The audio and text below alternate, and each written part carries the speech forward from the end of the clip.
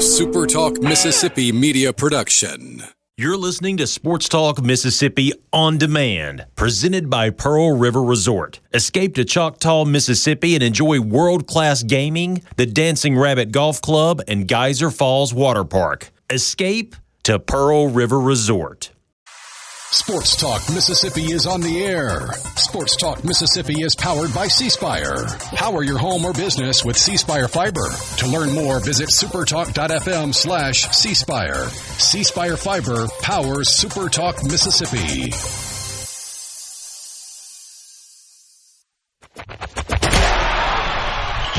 To the junction, in the Grove, and to the top.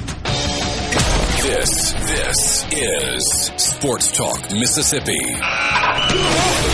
On your radio and in the game. Right here on Super Talk Mississippi.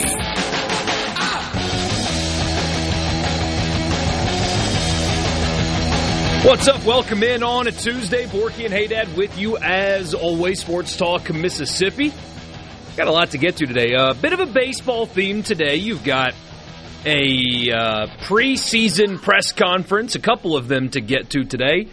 I have not yet received the email from Ole Miss about when Mike Bianco's is going to be. I wonder if the winter weather has impacted the schedule there a little bit, but certainly, you would think. You would think. Brian O'Connor met with the media yesterday. Coach Oak is. I don't know if I can do Oak. I think I'm just gonna. I think he's gonna be O'Connor or Coach O'Connor. It's fine. Or Coach Brian, or BOC. You don't have to be blood to be family. I mean, you know.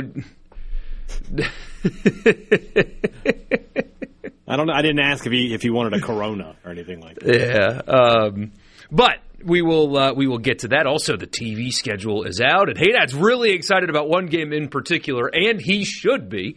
So we'll talk about that. We'll do a little Super Bowl, little college football schedule, and college football fix, and more with you. So glad that you guys are with us again on this Tuesday. As always, we are here in the Pearl River Resort studios. Pearl River Resort. Doesn't matter what's going on with the weather. You can always have a great time at Pearl River Resort. If you got to stay indoors, there's great restaurants, great shows to be seen. But outside, award-winning golf and pool and spa and everything else. It's right there for you at Pearl River Resort. C-Spire text line open to you at 601-879-4395. The best teams know how to get even better. That's why C-Spire constantly enhances their wireless, fiber, internet, and business solutions for you. Visit cspire.com today. C-Spire, inspired by you. Approaching the Super Bowl, getting close to the Superb Owl. The Superb Owl, yeah. I can't figure out how excited I am for this game in particular. It's the Super Bowl. I'll watch it. There's some Mississippi flavor. That helps a lot. Looking forward to seeing some of those guys in the Super Bowl. Yeah. I'm having a hard time really diving in like, yes, Super Bowl. Like, I can't wait for this game. Well, I mean, kind of stuff. I'll be honest with you. Like, I always kind of dread the Super Bowl because it's the end. It's the end of football. You know, we don't have the end of football until we get into August. And so, you know, I love the Super Bowl. I'll watch. I enjoy it. But, yeah, there's also a certain amount of, oh, man, this is it. That's it.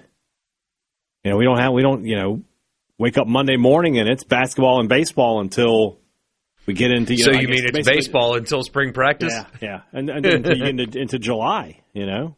I mean, spring practice even doesn't really There's nothing to that. Well, hopefully there's something to that now because the portal window is gone. But we'll see. I think the Super Bowl is overcovered.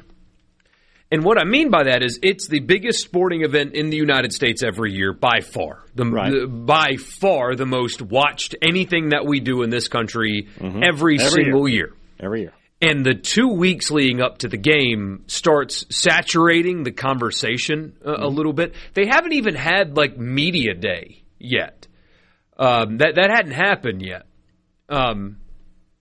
And you're already getting, like, I checked out some of the coverage this morning, and it's already recycling the same conversations. And either that or, okay, we're overanalyzing the game to the point where we're getting ridiculous. Like, we're kind of in that window of, All right, we've been talking about this game. I say we, like sports media has been talking about this game for over a week now, and it's still only Tuesday, and the game's on Sunday, so you have to fill that time with more conversation. And what else can you say about this game going into it?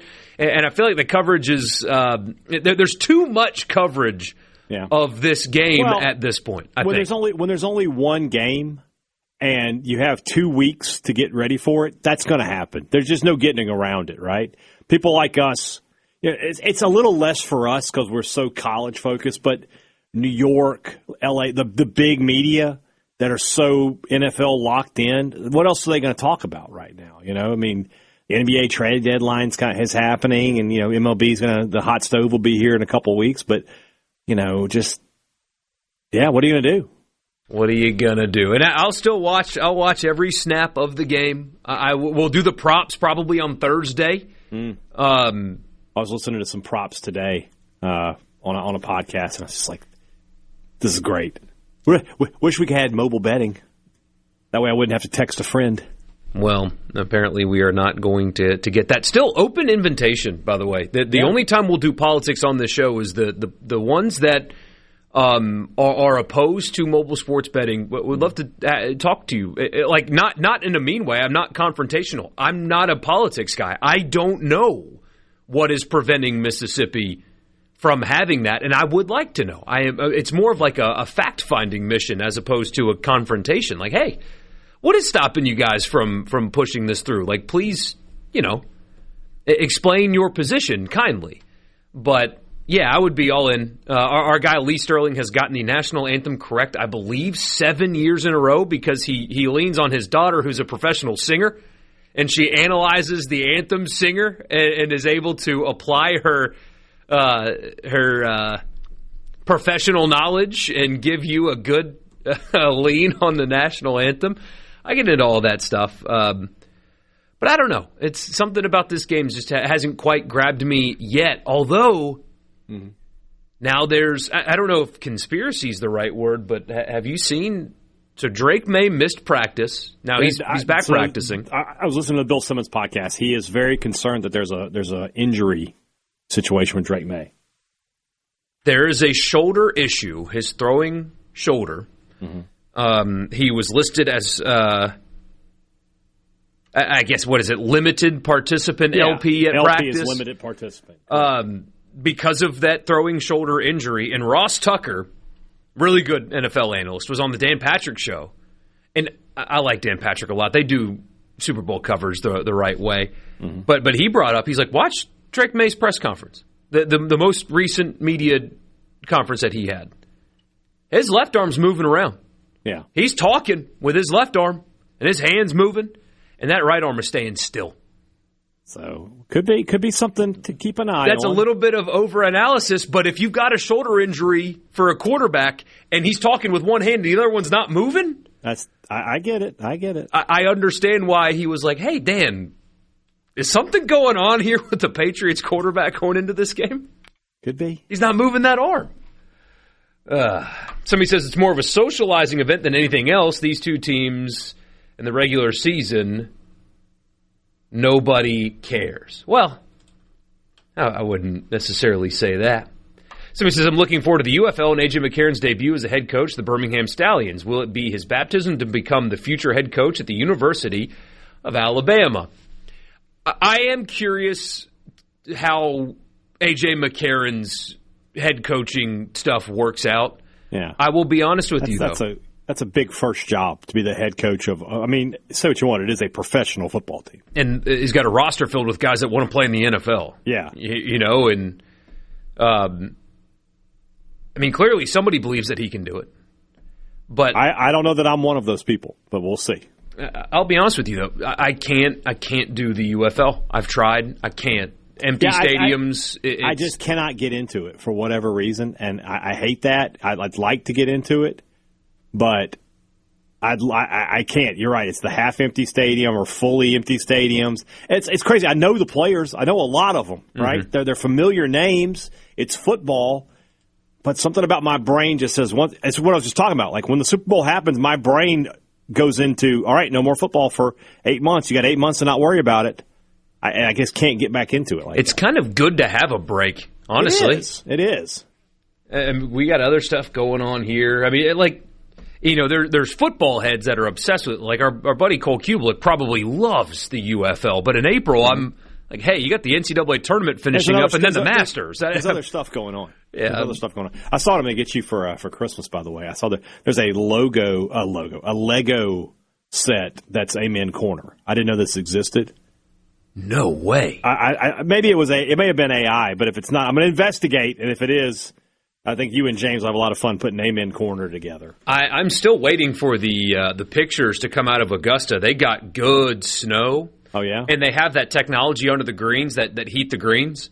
Mm-hmm. So the entire property gets snow except for the greens. That's cool. Why have we not gotten the aerial pictures of Augusta National yet? What are you waiting on? I need that like I need air to breathe.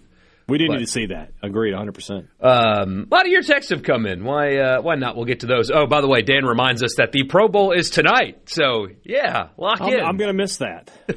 I got literally anything else happening. Literally a YouTube video that I've already seen. I got to watch that again. Would rather watch that before that. Sports Talk Mississippi just getting started with you. We're in the Pearl River Resort studio. By the way, you got to watch the big game. If you need a place to watch the big game, you can't call it the Super Bowl. We can, but if you want to look for a place to watch the big game, Sportsbook at Timeout Lounge, Pearl River Resort. No better place in Mississippi to do just that. We'll be right back. Talk Mississippi, your all-access pass to all things sports in Mississippi. Sports Talk Mississippi on the SuperTalk app, your local SuperTalk station, and at supertalk.fm.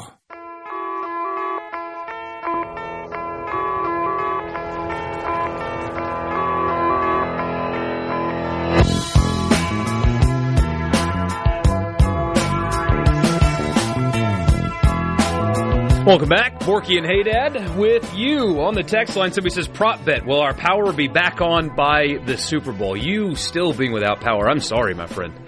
That is, that's tough. Luckily, some warmer weather is coming through, so hopefully that provides you some relief. I know people have been working incredibly hard in so many different ways to get everything back and working, and so I promise you're not being neglected. It's just the damage is extensive, and we're thinking about you, man. Hope you've gotten through it okay. Clearly, you're doing all right if you're texting us, I suppose. But that hopefully you get some relief soon, and we're glad that you are here. What are the food plans for the Super Bowl? We will tell you on Friday. That will be an extended Friday. But that's Friday. We do predictions and food on Friday. Absolutely. Somebody says the increase in gambling has a huge social cost, disproportionately affecting certain individuals. It challenges the integrity of sports. It definitely does that. The 2018 NFC Championship game comes to mind.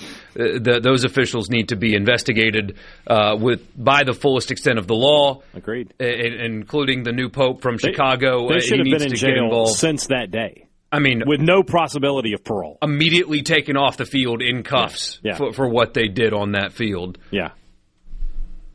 Straight to jail. But somebody says, I love Lee's national anthem picks, by the way. Oh, yeah. So bring on college. I already saw the number for that. Who's doing it? Do you know?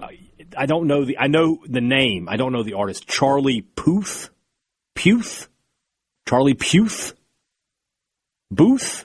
I don't know. So I don't watch the Grammys because, Charlie Puth is an American singer and songwriter who gained recognition for his viral song covers on YouTube. Okay. Contemporary pop style incorporates vintage sounds of classic singer-songwriter, early R&B, and new wave. That strikes me as take the under. Sounds like an under. That description strikes me as take the under. Like he's just going to go through it.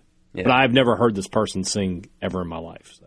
I don't watch the Grammys because I mean, come on, I don't care. But I saw like all of the names pop up on social media. This person won a Grammy. This person didn't. Yeah. I didn't recognize any of them. I am finally, and I think I'm okay with it, at the point in my life where like some guy was wearing some goofy mask or whatever on the red carpet, and it was like, look at whatever his name is outfit on the red carpet, and I was like, I have never seen that name before in my life. Somebody says Taylor Swift sang about him in the Tortured Poets album. I've never listened to that. I knew that. I didn't want to embarrass you, Hadad, for not knowing that. I appreciate you. Yeah, I wasn't aware that happened. Somebody says having a football break makes it mean way more when it's actually in season. I do agree. Like if football was year round, it would just, or if there was football was like basketball or baseball where there's just so many games and it just lasted 75% of the year. It's not as special as when we get those days leading up to Labor Day weekend are just incredible. So. Yeah. Super Bowl also means golf season is here. Waste Management's the first term of the year I pay attention to, so it's always perfect timing. It is a great lead-in on Super Bowl Sunday. It is a great lead-in. Somebody says, you're telling me you don't want to see elite Pro Bowl NFL quarterback Shedeur Sanders? Apparently they asked Justin Fields to participate, and he said no. So that tells you what the players think about what they're trying to put on television when Justin Fields says no. Charlie Pugh is the guy who sings See You Again from Fast and Furious. Okay. I now know what Charlie Pugh song. Wait, so it's a long... That's him, apparently. So, yeah. There you go. See you, my friend. Oh, man. I sing that every day when the show ends. I just look at Borkey's picture as it fades to black here on the screen. It's like, it's been a long show. That's my everyday. Yeah. And we get a lot of texts about the halftime show. I'm not going to check it out. Watch. I'm not going no to. one is making you watch. I'm not no going one. to. Again, I say it every year. If somebody is making you watch, if you are being held hostage, let us know, and we will do everything in our power to help you. We know powerful people. We could get the governor on the phone and get somebody to your house and save you. So just let us know if someone is making you watch that against your will. Yeah. Somebody says a year-round NFL could play second and third stringers half the year. Here's the problem, though. You would saturate your own market. Yeah. Eventually, I would just be like, I can't. The scarcity of football is what makes each game feel big and why you get That's why nobody's massive watching audiences. MLB in like May. Unless for the diehards, right? But like, I'm not living and dying with May baseball in the pros. I don't live and die with pro basketball in November, right? But every NFL weekend, every college football weekend matters because there's so few games. That's the whole point. Yeah, I mean, the NBA's regular season is a joke. It's gotten so bad that even guys like Tim Legler are finally putting their hand up and saying, this is the worst regular season in sports. You play so many games. The players are clearly disinterested with what is happening on the floor. On the good teams, you can tell that on a night-in, night-out basis, you don't get maximum effort every night on the floor. Right. So if you did that in football, I mean, they're already going to add another game. 18 regular season games is a lot. It's a lot. So there gets to a point where if you keep adding, it stops. You don't get like the best effort or the results stop mattering as much. There's a phrase in the NBA called schedule losses is what they call them. Where there's a game on your schedule where it's like it's your third game in 4 nights and you know you're not going to get the team's best effort, and so you just accept that they're going to lose that night. Right. That is unacceptable when you think about it. Yeah. But it happens literally every week. Every week. It's, that's a schedule loss. Yeah. What? What do you mean that's a schedule loss? What's the point of paying $100 to go watch the team play? So you don't want that to happen in football either, though. March Madness right around the corner as well. It's a little less exciting when nobody from Mississippi is going to be involved. Yeah, but at least we'll have a bracket to do. Do you think Brooks will win a PGA Tour event this year? That is a good question. Well, let me tell you my thoughts on that, Michael. I tried to get. If you get an over/under of 0.5. So we talked about gambling earlier. If I gave you those odds, would you bet 0.5 over/under? Right now, I would take the under. I mean, he did make the cut at Torrey. That's significant. It's just it's clear that his game is a long way away from competing. But a guy like him, as talented as him, can get that back quick. But you could tell that there's a lot of work to be done if he's going to contend again. It's also really hard to win when you are not playing in a field of 54 guys. Yeah. When it's 154 guys, it's a little bit different. But he's got a long way to go. Still a great player, though. I mean, he was quote-unquote bad, and he still made a cut. So, Anyway, 601-879-4395, the C Spire text line. Robert Kraft, Brian Hadad, the owner of the New England Patriots. I know him. I don't know him, but I know who he is, yeah. It's probably for the best that you don't know him personally. You're not wrong. Kind of feels like he. But he is also not going to make the Pro Football Hall of Fame this year. So that means Brady is calling the Super Bowl, by the way. But Belichick, Brady's coach, who won the 6 Super Bowls with him, and Brady's owner, not going to make the Pro Football Hall of Fame. Do you think, when is Brady eligible? When was his last year? 22? So next year? Do you think maybe that's what they're trying to set up? So I saw all 3 of them go in at once? The voting's a little bit quirky. You can't. You can only vote yes on a certain number of people that fit a certain category.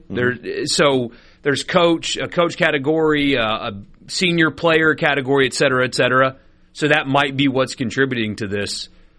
But when it comes to, if you take away, and you can't, I guess, the other stuff, Kraft is a Hall of Famer, Belichick's a Hall of Famer. Right. I don't think Belichick should be left out because of Deflategate. Right. Or Spygate, to be honest with you. I don't think that's a justifiable reason for him to be left out. There's more stuff with Kraft that I understand why you might kind of feel icky voting yes, to be honest. Part of me wonders if politics is playing a role. Could be. They are both outspoken politically. And Belichick is? He has made reference to one side of the political spectrum more than once. I did not know that. And part of me wonders if that's a factor here, too. You've got some people take and make politics an identity. And maybe that's happening here, too. I don't know. But that is what has happened. We'll get the rest of them on Thursday. How about we talk some baseball when we come back? Sports Talk Mississippi. Don't go anywhere. From the Seabrook happening in Mississippi sports, you'll hear about it first, right here. Sports Talk Mississippi. There's a fire burning in my heart, reaching a fever pitch that's bringing me out the door. Finally, I can see you crystal clear. Go ahead and that is not Adele. I know who that is. Who is it? That's Greta Van Fleet. Yes, it is. Michael Borkey, Brian Hadad. I have that with you. on Spotify. Greta Van Fleet got hate early on for trying to copy Led Zeppelin, and I don't. If you're going to copy somebody, copy the greatest rock band of all time. That and they're really good. Yeah, they're super talented. Lead singer's a weirdo though, but he's got some pipes. I can live with that. All right, the SEC released their television schedule for baseball. Remember, not too terribly long ago, college baseball, specifically in the SEC, got 9, 10 TV games a year. If you were lucky, you got to see your team on real TV once, and then you got SEC Network, and that added to it. But now there's games on ESPN and ESPN2. And it is a massive slate. Mississippi State, 9 regular television games. Ole Miss, 6. Here they are. Saturday, March 14th, Mississippi State at Arkansas. That will be a big series. That's on the SEC Network. The opening weekend series. That's a big one. Thursday, March 19th, Kentucky is at Ole Miss. So that's a Thursday night game at 7 o'clock on the SEC Network. Mm-hmm. Friday's Vanderbilt at Mississippi State game on March 20th will be on the SEC Network.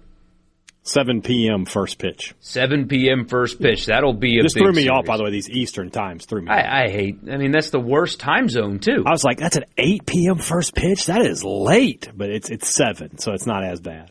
The Egg Bowl of baseball, I know that's not a thing. No. The Sunday game, that series is in Oxford this year. The Sunday game will be on SEC Network. That'll be at 3 o'clock, so a later start for your Sunday game. You think about, like, normally SEC baseball, they try to be done by, like, 4 for travel, but not this year. Are we done with the travel charade? Have we dropped that yet? Didn't they say that earlier this year, that, like, all SEC games now must go 9 innings? Yeah. Good. Finally, we're going to start acting like a, big-time sports league after all. Exactly. Huge one coming up Thursday, April 2nd, TBD at TBD. So... really looking forward to that matchup. Thank you, SEC Network. It's going to be a good one. Oh, that'll be on ESPN, too. I wonder if TBA and TBA will pitch. The Ole Miss Florida series, the Saturday game, that'll be at 6:30. Will be on the SEC Network.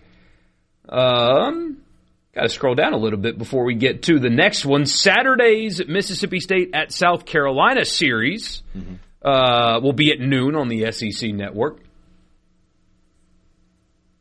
Georgia at Ole Miss, that Saturday game for that series will be on the SEC Network. That is also double-decker Saturday, I believe. No, it's not. It's not. Are you sure? We discussed this a few weeks ago, or maybe last week, that Super Bulldog and double-decker are the same weekends. Oh, so never mind that. You're correct then. You are correct. I'm sorry. I was looking at the wrong thing. Yes, Georgia at Ole Miss, yes. That is double-decker Saturday. Yes, that is double-decker Saturday. And Wilco playing on Saturday night. By the way, we'll tell you the rest of the lineup coming up later. Yeah, I like Wilco. Also known as Land Ho from Parks and Rec. So the team that played the Unity concert was actually Wilco, or the band that played the Unity concert was actually Wilco that played that. So you got Ole Miss in the afternoon, and then in the evening, LSU at Mississippi State, 6:30 first pitch. That is going to be an affair at Duty Noble Field. Should be a top 10 matchup at worst. Could be a top 5 matchup. There's a world where it's 1 versus 2. And also it's LSU. It's also LSU at Mississippi State. That's the same day as the Starkville Derby and the spring game. So that's Super Bulldog weekend. I mean, just a ton going on there. All right, so in Oxford, you've got double-decker and baseball. Mm-hmm. In Starkville, you have the Derby, the spring game, and... Do we know the Ole Miss? Do we know the date of the Grove Bowl? They have not announced it yet. Can't imagine it's the same weekend as double-decker. No, you can't. You don't want to do that. Well, I mean, you say that, and Starkville's doing it, but with Starkville Derby, but you probably don't want to do that either. I mean, it's gonna be a madhouse, no question. Do they serve alcohol at spring games? Because if that answer is yes, I would think they would. It's just the same as the football concessions. The crowd on Saturday night for baseball, it would just be rowdy on its own. Yeah. Imagine those people that double or triple up that day. Yeah, I mean, you go to the Derby. I know they're serving alcohol there. Then you go to, it starts at 10 a.m. You got to pace yourself, Find a way. There will be people who don't, though. There's going to be some legend that triples up and is all good. By the ninth inning of the baseball game, you're like, I mean, Randy's got his shirt off, but he's still alive and kicking, and you're wondering how. Yeah. I feel like there's a Randy that's out there in the left field lounge somewhere. I don't know. Almost certainly. So that is, what a weekend that's going to be around here in the state of Mississippi. That's an ESPN2 game, by the way, LSU at Mississippi State. I think you mentioned it, but that is, you're getting the big treatment that night. Yeah. Mississippi State at Texas, that series, the Sunday game, will be on ESPN. That's on the big network. Yeah. On the big ESPN, that'll be Sunday at 1. Ole Miss, Arkansas, that same Sunday will be on the SEC Network at 2 o'clock. So also a good viewership weekend for us here in the state of Mississippi. The Auburn series for Mississippi State will start on Thursday night thanks to an ESPNU game. Auburn at Mississippi State at 7 on ESPNU. That whole series is televised. I don't know quite why they picked that one, but as you just mentioned, 7 o'clock on Thursday, 7:30 on Friday, SEC Network, 3 p.m. Saturday, SEC Network. I don't quite understand why they picked that series, but they did. They're also showing you every game of the Alabama-South Carolina series, it appears. So, I don't know. Every game of the Alabama-South Carolina series is a disastrous. Is that Friday, Saturday? No, they're not showing the Sunday game or the Thursday game. I can't tell which one is which. So that Auburn State series, all three. I mean, that's great. I mean, that's 2 top 10 teams, as it's is what the D1 baseball poll has them as right now. So. And wrapping it up, the Sunday A&M at Ole Miss series game. That's a late one. That'll be at 5 o'clock. Texas A&M at Ole Miss on the SEC Network. And then the last televised game of the year will be in Oxford on Tuesday when the Skyhawks of UT Martin come to Oxford on the SEC Network for some reason. So there you go. 9 for State. And then they have a bunch of TBD games, which is the final weekend. So that they're obviously, those are like flex games. They're going to wait and see who's good, what games matter for the conference championship, so on and so forth. And they'll figure out the TV lineup then.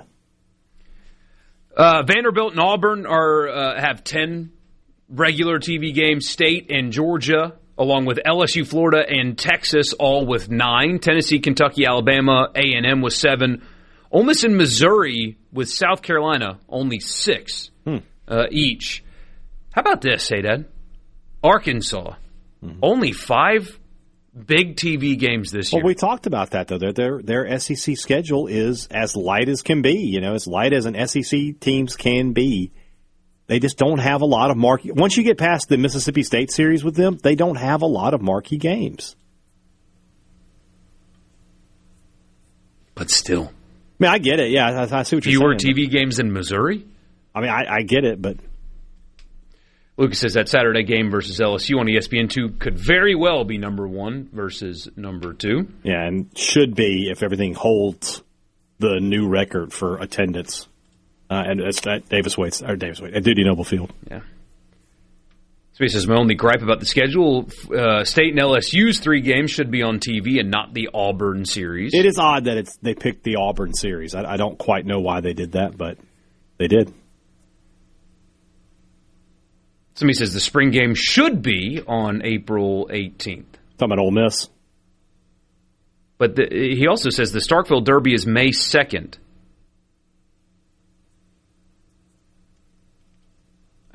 That's not... Is that right? You've been saying that it's all in the same weekend for a while. I thought it was. Let me double check here. Starkville Derby is April 25th, 2026. Yeah. So all 3 on the same day. Yeah. And then Dwayne hits us with the Go Tigers. Dwayne, we know you're a State fan. Why are you converting to LSU? What's wrong with you? He just picks and chooses. You can't do that, man.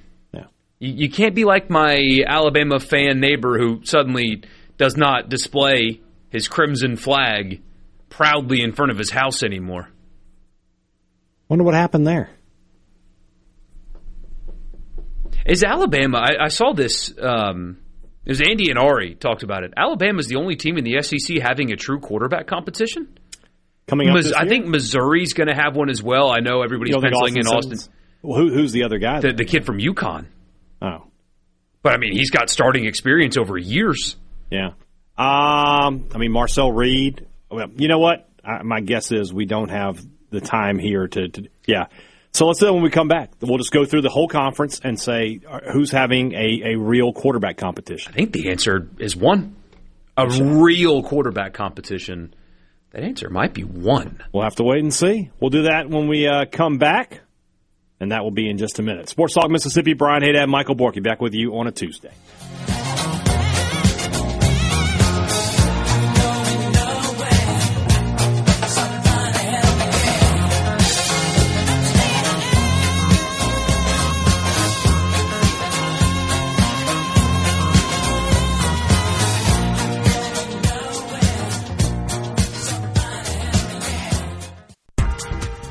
Talk Mississippi on the SuperTalk app, your local SuperTalk station, and at supertalk.fm.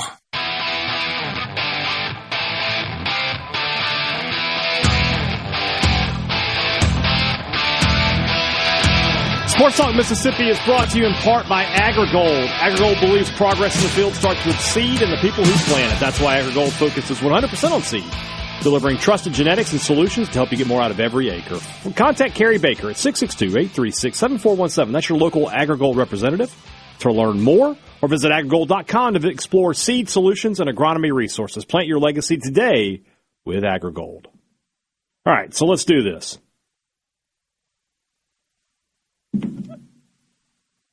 Florida. Who's Florida's quarterback? They don't have a battle there? Georgia Tech transfer.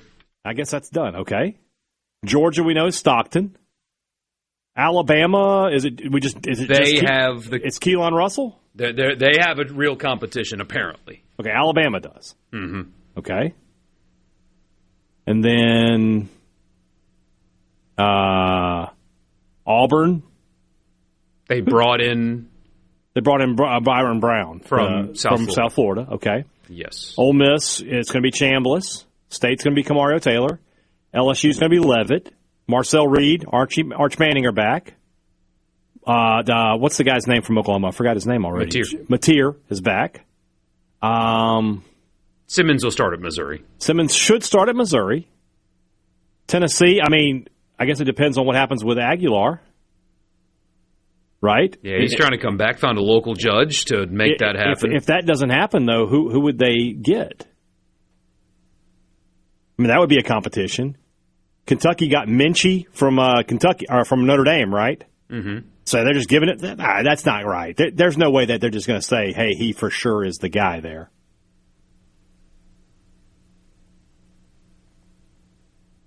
Vanderbilt's going to play that 5-star freshman. Yeah, but that's going to be a competition, though, right? They're not just going to go. I guess technically everybody has one, but when it not comes, everybody. No, we know that it's going to be Trinidad Chambliss at Ole Miss. We know that it's going to be Kamario Taylor at Mississippi State. We know that it's going to be Gunner, Stockton, Arch Manning. I think we can comfortably say who it's going to be at Vanderbilt, though. Probably, I do think so. Yeah, but he's got to earn it. He does have to earn it for sure. But just very few. So much known around the league. It makes me want to go back to last year, though. I bet. It probably was a lot. There was a lot known last year too. I bet. Austin Simmons was going to start at Ole Miss. Blake Shapen, exactly. Yeah, exactly.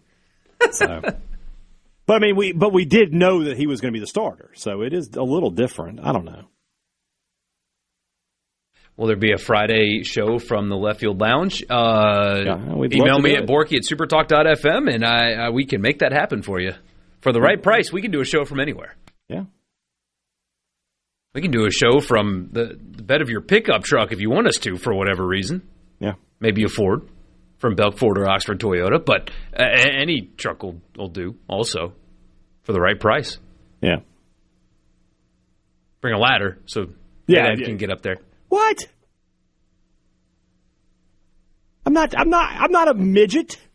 I didn't say that. I can get into a truck. But yes, we most certainly can do a show from there. By the way, an update on, you mentioned Trinidad, expected to have that legal hearing on the 12th. So you're 9 days away from that. Apparently, the NCAA Appeals Committee, this is from Chase Parham, this is kind of, I think it's been an understood thing, but he put this out there publicly. The Appeals Committee is supposed to meet tomorrow about Trinidad Chambliss, and they requested more information a couple weeks ago, and they got it, and I guess they're going to meet tomorrow and make a decision. So if he wins, then obviously the court case goes away, and you don't have to worry about that, and eligibility secured. If he loses, they'll go to court on the 12th. The likelihood is he'll get an injunction and eligibility technically secured. But there is going to be some amount of news on him one way or another, possibly as early as tomorrow. I do wonder, I mean, the NCAA drags everything out. I wonder why, though. I mean, this appeals committee, they requested more information. What more did you need 2 weeks ago that you didn't already have? It's kind of crazy to think about. I mean, what else did they not have that they requested, right before the ice storm hit, that they didn't have before that would make or break the case? I am very curious to know what that information could be. At this point, what else don't you have? I don't know the answer to that. I mean, part of me wonders if they've been dragging this out to let their legal team prepare for that fight. I don't know. I have no idea. Possibly. Or maybe dragging this out to make it look like they went through the right process and ultimately came to the decision to not fight this in court, and they're going to fight other ones in court, like Aguilar. A little bit more winnable for them, possibly. Because you don't have a medical situation there. Who knows, man? Who knows how the NCAA operates? I don't know. I will be the first one to tell you that. I don't know. We do know that a decision is coming as early as tomorrow. So we will cover that, of course. Hour 1 in the books. In Hour 2, you're going to hear from Brian O'Connor and also Brian Hadad if you want. After the news, it was media day for state baseball yesterday. We will hear from him in the next hour. Sports Talk Mississippi. Don't go anywhere.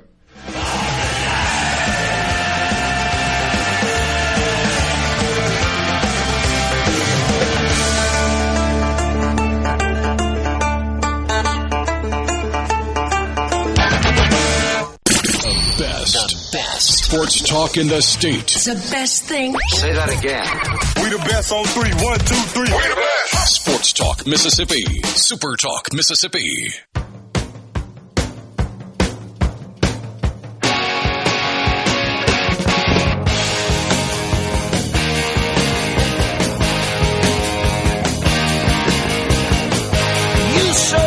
Sports Talk Mississippi, back with you on a Tuesday afternoon. I had to convince my daughter this was a big band. She didn't want to believe it. It's like, Kiss are a huge band. I've never heard it. Like, I can't help you with that. They sell out stadiums. They've been on a farewell tour for 30 years. What are we talking about here? What's up on Sports Talk Mississippi? We have press conference audio from Brian O'Connor and Christain Ostrander that we're going to be playing on today's show as we get closer and closer to opening day. Plus, we got some college football scheduling news as far as the playoff goes. We're not too far away from. We talk about spring football. We might be getting it. It might be the college football playoff just stretching out that far into the new year. We'll see how that goes. We'll do it all later. What's up on Sports Talk Mississippi is brought to you by Ag Up. Own the John Deere compact tractor you've always wanted. Now with 0% financing at Ag Up. Whether you're trading up, upgrading your land, or a new landowner needing equipment, your down-home team will get you the right machine at the right price. Now, with 0% financing on all 1 through 4 series machines, stop by your local Ag Up or visit them at agup.com. Your down-home dealer. Offer ends April 30th, 2026. Some restrictions apply. See dealer for details. We get this on the text line, and this is something we kind of brought this up a few days ago, I think last week maybe. But this is a dynamic that has been created in the transfer portal, and there's been this debate amongst Ole Miss fans. And frankly, I think that a large percentage of them are off base. And, feel how you feel. I'm not the fan police or anything, but the text says, if Simmons starts, I hope he gets better with the turnovers. Call me cynical. Maybe I am. No, you don't. You don't hope he gets better with the turnovers. And here's why. Because he's going to be playing on your field this season trying to beat you. I think he's just saying, like, overall. Oh, sure. But there's this conversation. In the Ole Miss game, by all means, and, for state fans, you want him to be just regular old Austin Simmons giving the ball away. You want him to turn the football over a bunch. But I've seen this, what kind of reception should he and Caden Lee get when they come back to Oxford? I hope they get a standing ovation. Why? You don't have to treat them like you're going to treat Lane. Lane deserves that. Simmons carried himself with class all last season. He did. Won the starting job, got hurt, never got a starting job back. That's a really tough situation as a player. You work your whole life to become a starting quarterback in the SEC, and an ankle injury takes that away from you, and you handled it with class. Like, I respect that so much and the way he carried himself so much. Caden Lee was a good player for a long time, put his head down, worked hard. They both left for your direct competitor. They don't, quote-unquote, deserve a warm reception when they come back because they're going to come to your field trying to beat you. And they're getting paid a lot of money to come to your field to try to beat you. You don't have to throw stuff at them. You don't have to boo them or whatever. But I disagree completely with the idea that they should get some kind of reception. They are now the enemy. They are your direct competition here.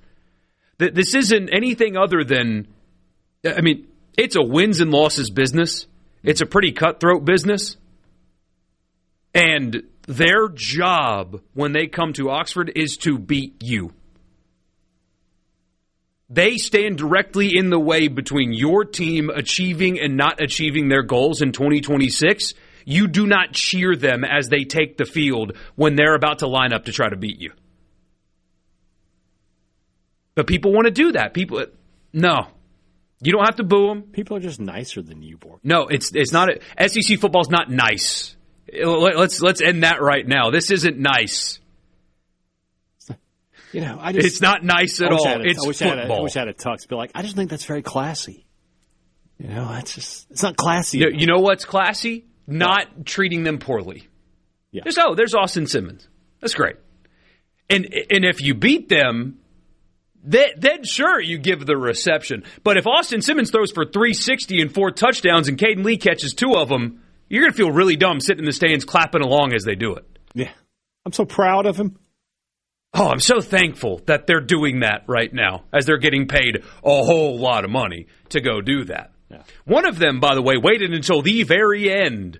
I know that it was communicated, but still waited until the very end to reject your offer and hit the transfer portal to go to your direct competitor.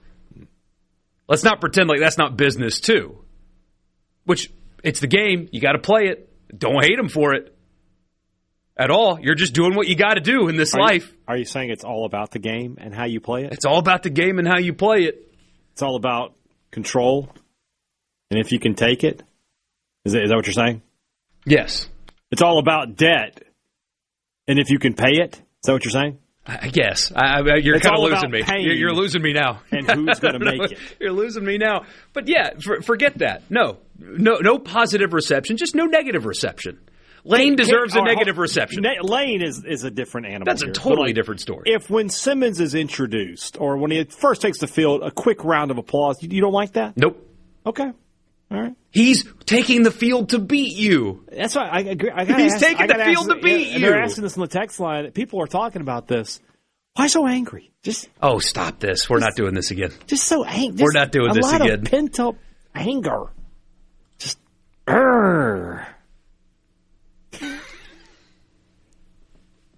Somebody says you absolutely cheer for Austin Simmons and Lee the first time they take the field. After that, you boo them and hope they lose by 40. Then why do it to begin with? One of the two of them waited until the very end of the portal before he officially got in. Without Horatio Fields entering, you'd have been down a receiver that you were expecting in your receiver room. And then, it's just uncertainty about the quarterback position. Okay, guys. Okay.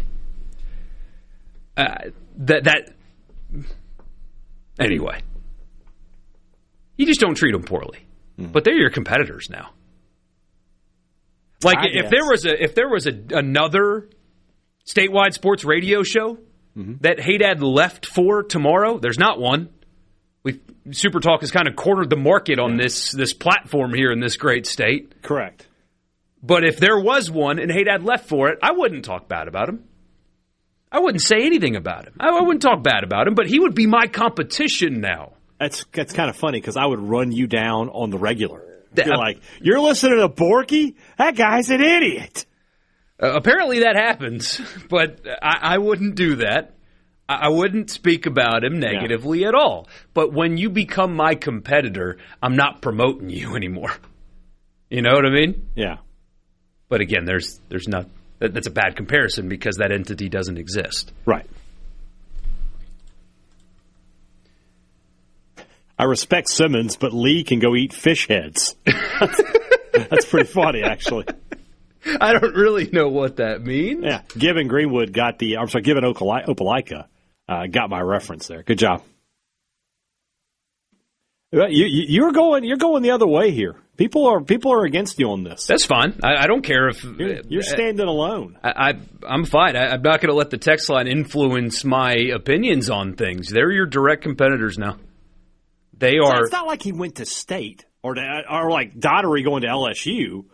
You're still playing them. I mean, I get it, but you could. They're playing them on your field. You can cheer him for one play. One play. You don't have to do that. Quick round of applause, Austin. We appreciate you. You don't have to do that. And then we just go back to normal. You don't have to do that, though. I didn't say you don't have to do anything in this life. This is America, Borkey. But I'm just saying it's not the worst idea. It's No, the worst idea would be doing that for Lane. That's the worst idea. Yeah, exactly. That's the worst idea in the world. All right, we got somebody here that they agree with you. And then, they left us for more money. No applause, period. So we're divided. We are a nation divided here. I like that. I don't know. I'm with you, Borkey. I think the cold weather got to Borkey.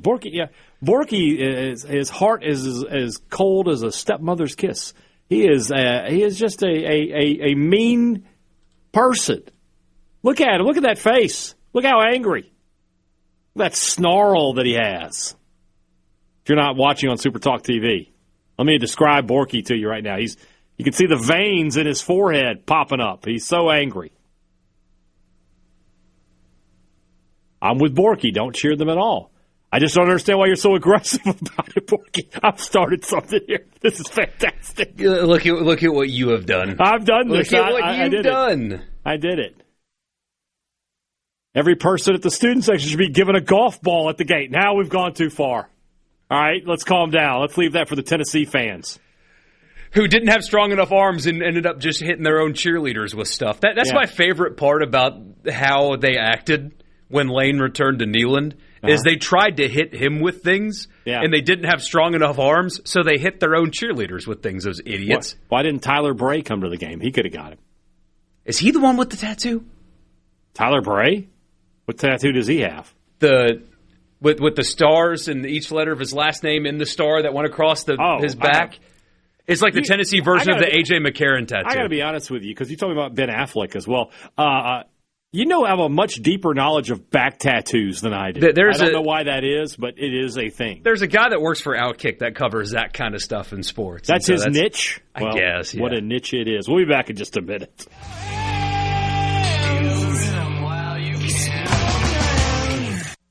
Now we have a special surprise for everyone. Give it to me. More Sports Talk Mississippi right now on Super Talk Mississippi.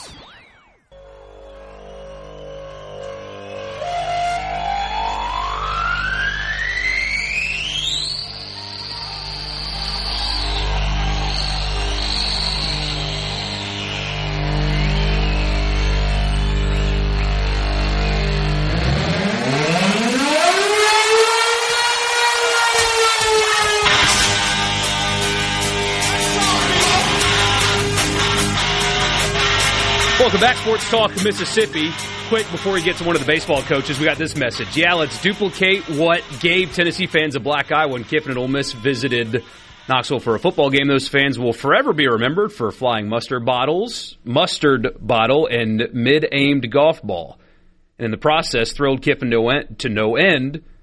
Don't you know that he relishes in the intention? In the process, on the national stage, Ole Miss fans look like bad soccer fans or a spurned lover. Yeah, that's what we want to be, Jerry Springer contestants. I do think that the previous texter that you're responding to was making a joke about the golf balls. I don't think that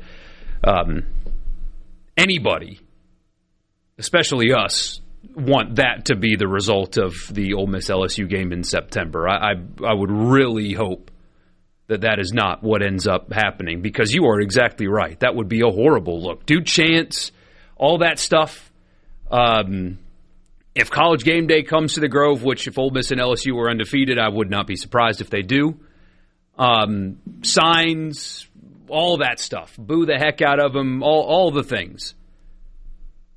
Don't throw projectiles onto the field is, the the hope, because you're right. Tennessee looked awful that night. The game should have been called when both teams had to go onto the field to avoid getting hit with stuff. I mean, the game should have ended right there. It took them an hour to be able to play the final plays of that game. It was an embarrassment. Mm-hmm. So he deserves a lot. That, better not happen. And I don't think it will. Not. Yeah, I don't think it will. I don't think it will either. We did promise baseball coaches. You guys have asked for them. We will start with Christain Ostrander. Mike Bianco has not had his media day yet. We will bring that to you when it happens, but we've got Ostrander and we've got O'Connor. Let's start with the head man in Hattiesburg, previewing his season, meeting with the media. Here's some of that conversation. Except maybe the middle infield and maybe center field had some question marks. You still have some competition going on there. Can you speak to that a little bit about settling your middle out?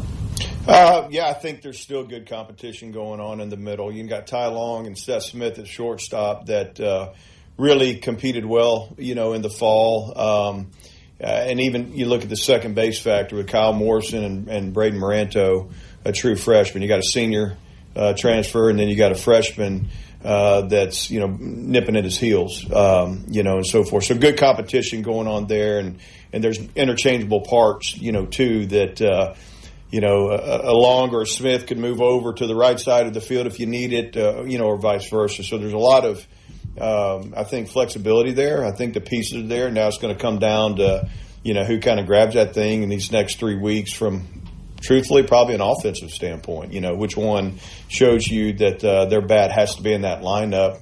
I love defense. I'm a pitching defense guy, but at the end of the day, too, it's kind of separate because I think they're all capable from the defensive standpoint. Just some might be a little different point offensively. As for center field, I wish I could stand up here and say we had another unicorn that's going to go out there and play it, and I think we're going to be just fine. I think we're going to be normal, with that. But I think there's great competition. Caleb Stelly, a guy that you haven't seen this past fall, he had an injury that he had to get fixed up, and he looks great, man. He stayed here all break and trained with Coach Back.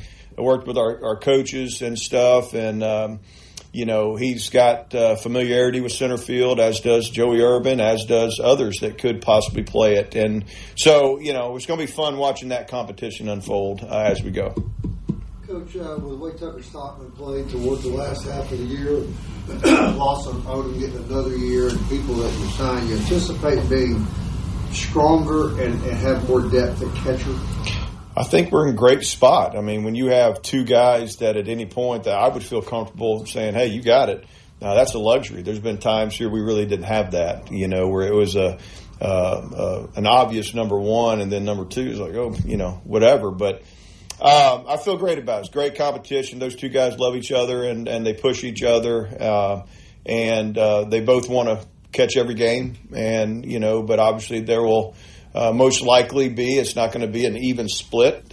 Somebody's probably going to, end up being the guy that catches a little bit more. And 2 years ago it was Odom. Last year it was Stockman. What happens year three, I think competition's a beautiful thing. So I feel very good about where we're at that position. It seems like you have a problem a lot of coaches would like to have. You have a lot of talent on your team, and you have more talent than you have starting players. I think it's fair to say. I think that's a mark of a good team. I think, you got to have that. And that was a message I've shared with these guys, this week. The narrative we're trying to kind of pound home to them is, unity, accepting roles, the brotherhood, the competitiveness against one another. But at the end of it all, if you're not that guy out there, you're his biggest fan and stuff. So because good teams have that. Good teams have multiple guys that are sitting on that bench that could arguably go start. So, yes, that's a great luxury to have, and that's what you want. And I think we certainly have some of that this year. Is it difficult to get kids to buy into that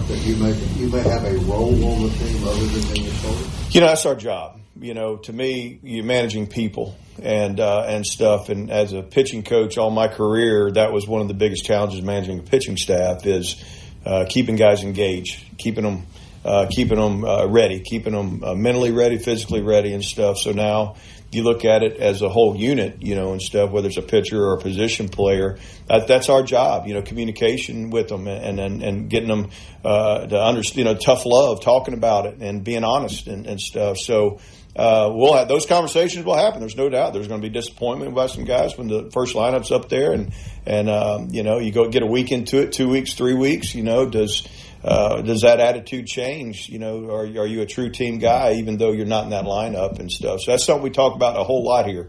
I'm very sensitive to it, and I think that's real important because that chemistry, that unity, that bond is so powerful. Coach Christain Harris had a really promising year last year. He had a big start, including Columbia in the regional. Just what are your expectations for him going into his sophomore year? Yeah, year two, for him, and we got a couple other freshmen that I thought had some impactful, innings last year. Obviously you hope there's growth. You hope that it's a tiered type thing, and you hope they get famous by year three, right? That's kind of what you hope happens. But there's some guys that can really take a huge jump year two. I think of Tanner Hall. I think of some guys like that. I think Graydon kind of falls in that category. That the potential for him to really take another big step, this year is there. He had an unbelievable fall. The fall's the fall, and you got to do it when the crowd's here, the lights are on, and the pinstripes are on, or whatever you want to call it.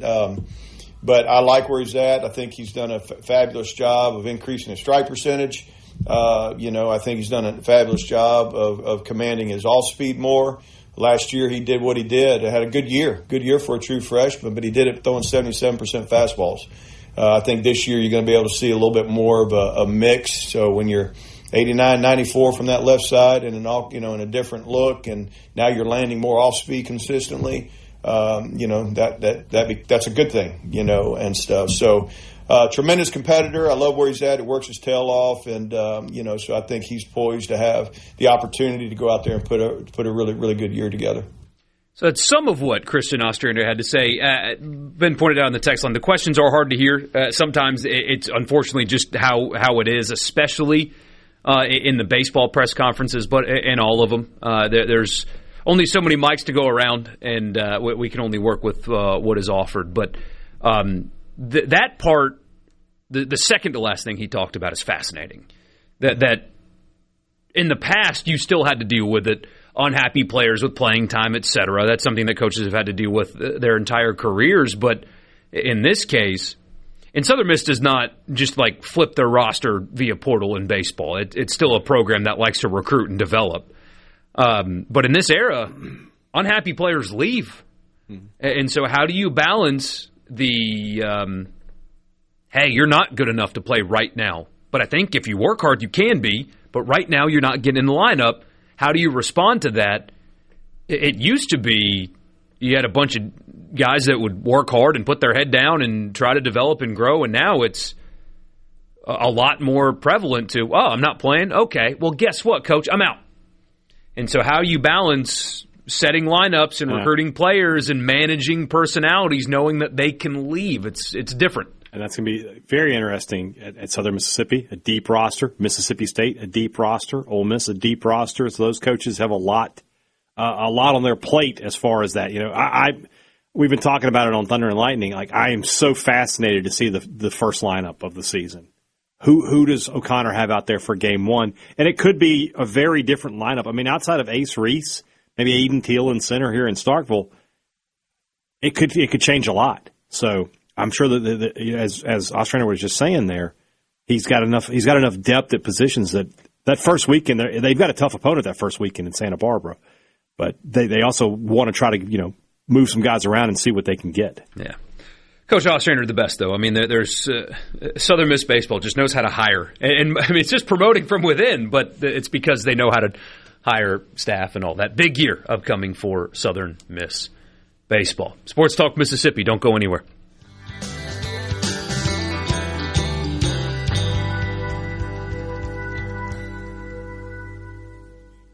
From the Seabrook.com. Sports Talk Mississippi is back. This is it. Super Talk Mississippi.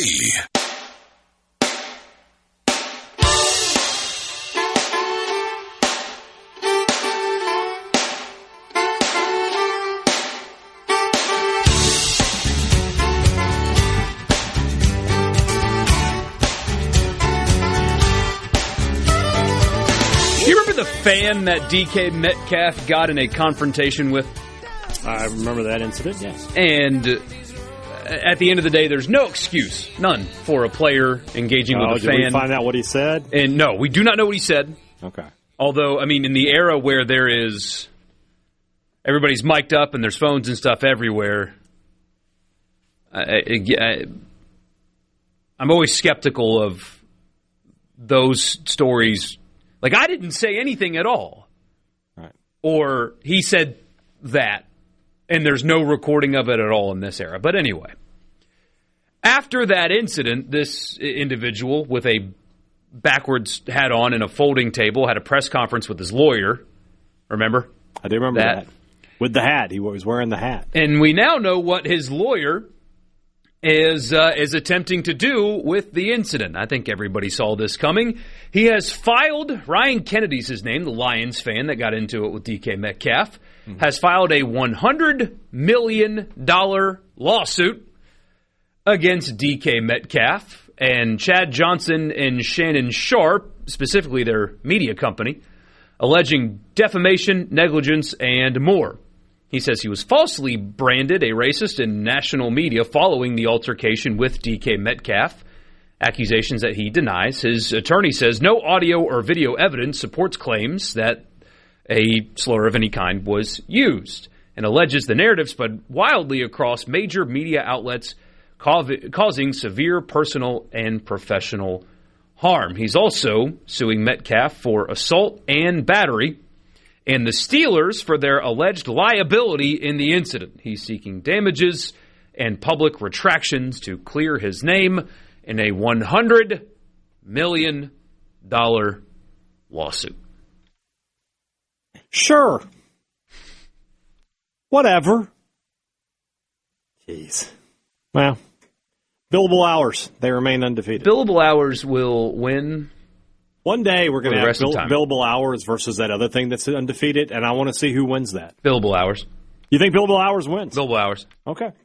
The lawyers will always win. They'll find a way to win. I mean, he'll end up getting something out of this. That's the sad part. He won't win. There won't be $100 million. He's going to get something. But he'll get something. You know. Only in America can a guy, basically say something that made a professional athlete lose his cool, a guy who should know better, but you said something that pushed him over the edge, and now you're going to get a payday out of it. I can't stand it. Yardbarker did a nice list that I liked. We can't go through all of them. It would take forever. But it was the top 25 individual plays in Super Bowl history. The top 25 plays in the history of the Super Bowl. I'm going to guess number one. I want to guess number one. Can I guess number one? Go ahead and guess number one. Helmet catch.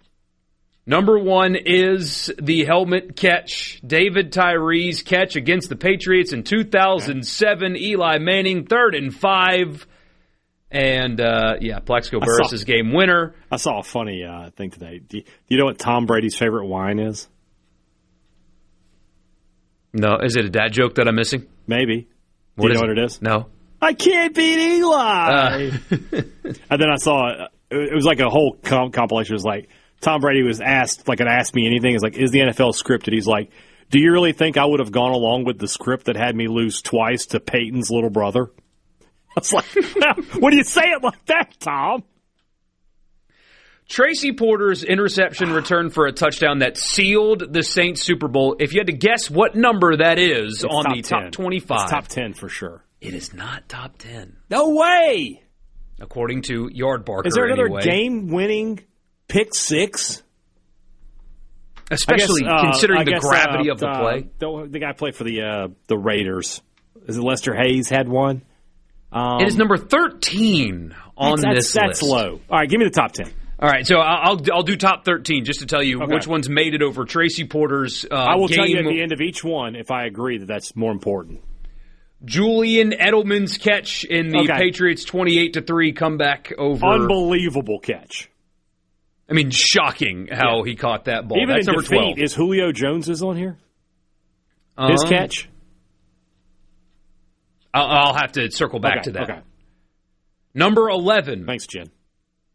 John Riggins. Wait. Edelman's catch was 12th?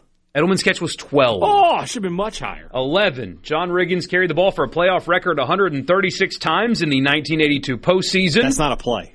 But hold on. Okay. He had 38 carries in their Super Bowl win over the Dolphins. His 30th, they say, became a career-defining play.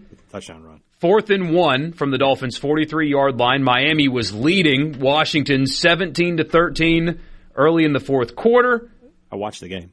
The 33-year-old running back rampaged past Don McNeil for a touchdown. Washington won by 10. That's better than Tracy Porter? Just a long touchdown run on 4th and 1 early in the fourth quarter? It was a tremendous play. Crank up that diesel. But that's better than Tracy Porter? I mean, I don't agree. Number 10, Lynn Swann catches a 53-yard touchdown. Yeah. But it's a catch that was in the second quarter, but he had 4 catches and 161 yards. It's a tremendous catch if it's the one I'm thinking of. Yes, and it's in black and white, which makes it even cooler. Yeah. So. Number 9, so whatever Super Bowl XX3 is. XXIII? Yes. 23. Super Bowl 23. Is that Jerry Rice. Okay. But that was a Jerry Rice game. Jerry Rice had 215 yards, but his sidekick, John Taylor, is against the Bengals. Oh, is it? Okay. Ended that January 1989 game with 1 reception, but it's one of the most memorable in Super Bowl history. On the 10-yard line, 39 seconds left. He was lined up at tight end, found him for a touchdown to give the 49ers their 3rd Super Bowl. Okay. Not ahead of Porter for me. Number 8, Marcus Allen. Okay. I was wondering if this would make it. Yeah. That should be on there. Longest run in Super Bowl history. 74-yard touchdown run. Mm-hmm. He had 191 rushing yards and 2 touchdowns that day. Great game from Marcus Allen. Number 7, Rams-Titans. The outstretched arm that's ahead of Tracy Porter. That can be ahead of Tracy Porter. That's a tremendous play. Steve McNair to Kevin Dyson. Yeah. And, what's the tackler's name? Jones is his last name. Is it Mike? Mike Jones. Who? Mike Jones. Yeah. Yeah. So that's number 7. Number 6, Philly special. Eagles win over the Patriots. That can be ahead. I can live with that decision. Especially when Nick Foles, who won the Super Bowl, goes to his coach during a timeout. Hey, coach, you want Philly? He says it. Yeah.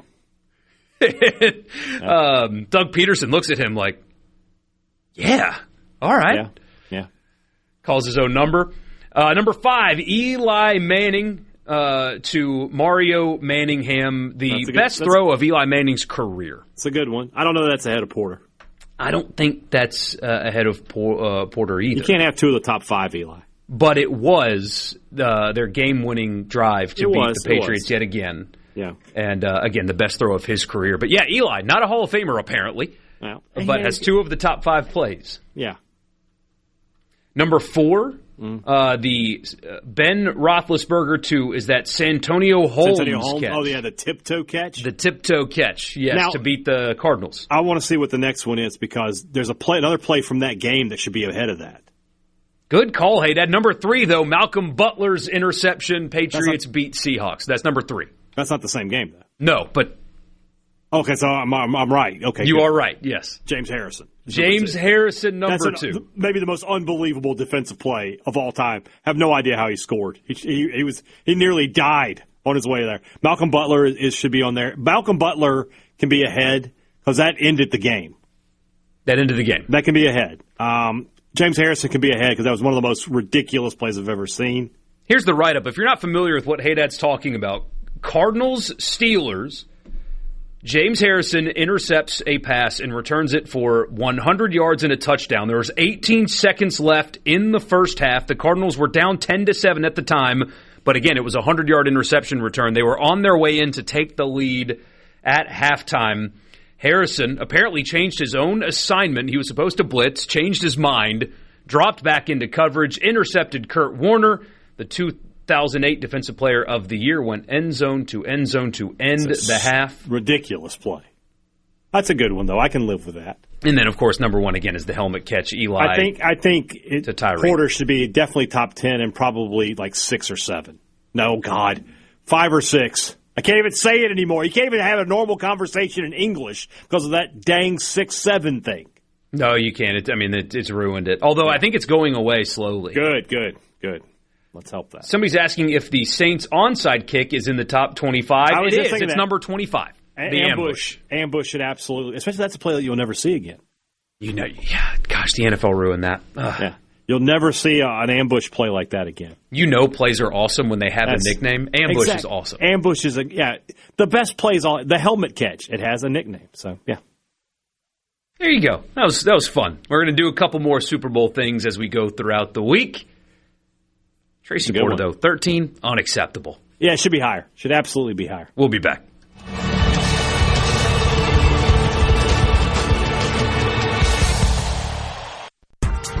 We're hearing Sports Talk Mississippi. Super Talk Mississippi.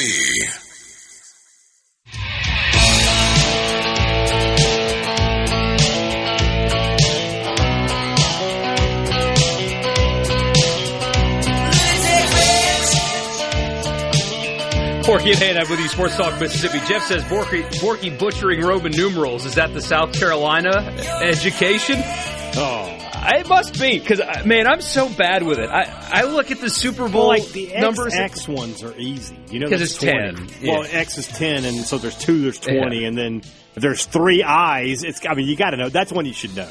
Like, I understand if you don't know, like, X, L, X, I, V. I know I understand if you don't get that one. But why would I ever, aside from the Super Bowl, need to know Roman numerals these days? Yeah. I don't know.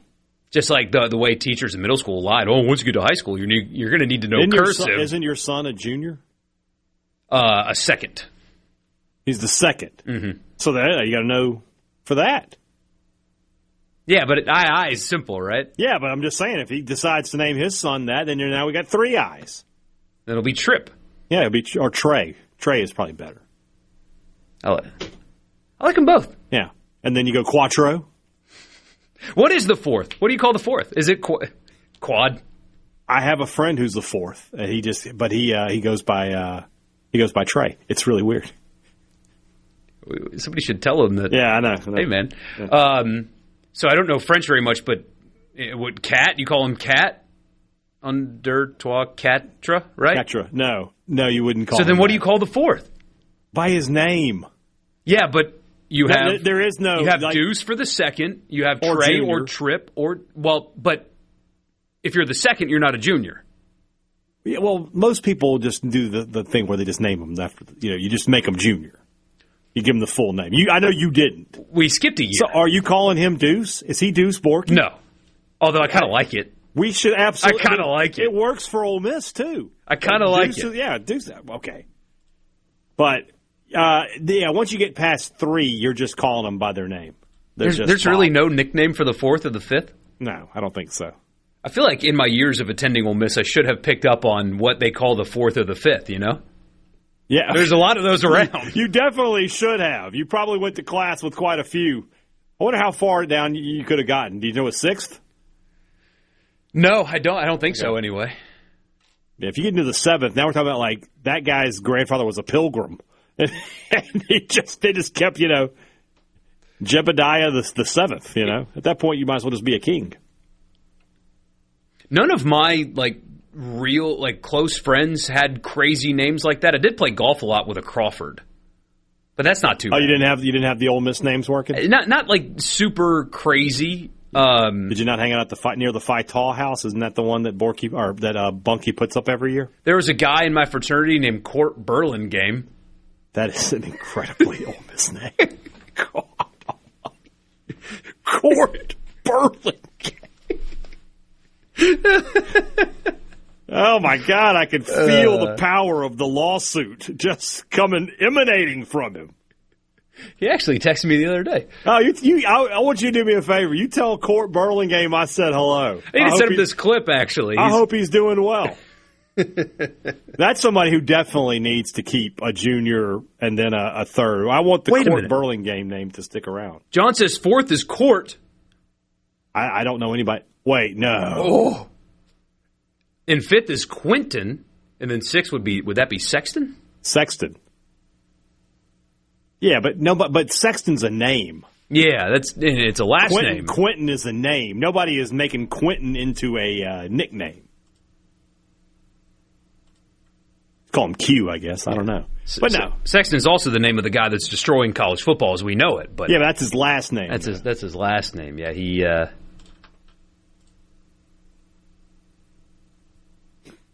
Court Burlingame does sound like a great WWE name. Like, if you told me that Court Burlingame was going to wrestle Drew McIntyre at WrestleMania, I would buy that. He's not an attorney, but he should be. Don't go to court without Court. What a great billboard. Yeah, Court Burlingame. I hope he's not a doctor. Dr. Court is a terrible idea. Can't have that. So what is it? You obviously know the guy. Not a doctor or a lawyer. Okay. I'm the third, but I go by my middle name. I hear you. If I was the third, I would do Trey or Trip, I think. Yeah. I think I would. As you should. But yeah, you can also just go by your name. You may be blah, first name, middle name, last name, the third, but you could just go by first name. You don't have to be Trey. That's one of those things. It's not decided by you. It's decided by your parents. Your parents decide what they're going to call you. If they call you Trey, guess what? You're Trey. Man, should we start calling our kid Deuce? Oh my gosh, what is this name? It's a real name. Can I say it on the air? I don't know him well enough to I don't know if he'd be offended by the shout out or not. That's a fantastic name. But I love when Bunky does the list, the pledge list. My all-time favorite was Tondarius Stallion. That's a WWE name. Like, I made the joke. I was like, that was Roman Reigns' name before he settled on Roman Reigns. WWE World Heavyweight Champion Tondarius Stallion could absolutely be a thing. Matt says, I knew someone named Richard Richards. You can probably imagine what their nickname for him was. I knew a girl named Kimberly Wimberly. Oh, man. Liberty bibbity. Yeah, basically. So. After the news, we will get to your college football fix. We have the official schedule for the playoffs in college football next year. They got to fix this. We'll tell you about it when we come back. Sports Talk Mississippi. Don't go anywhere.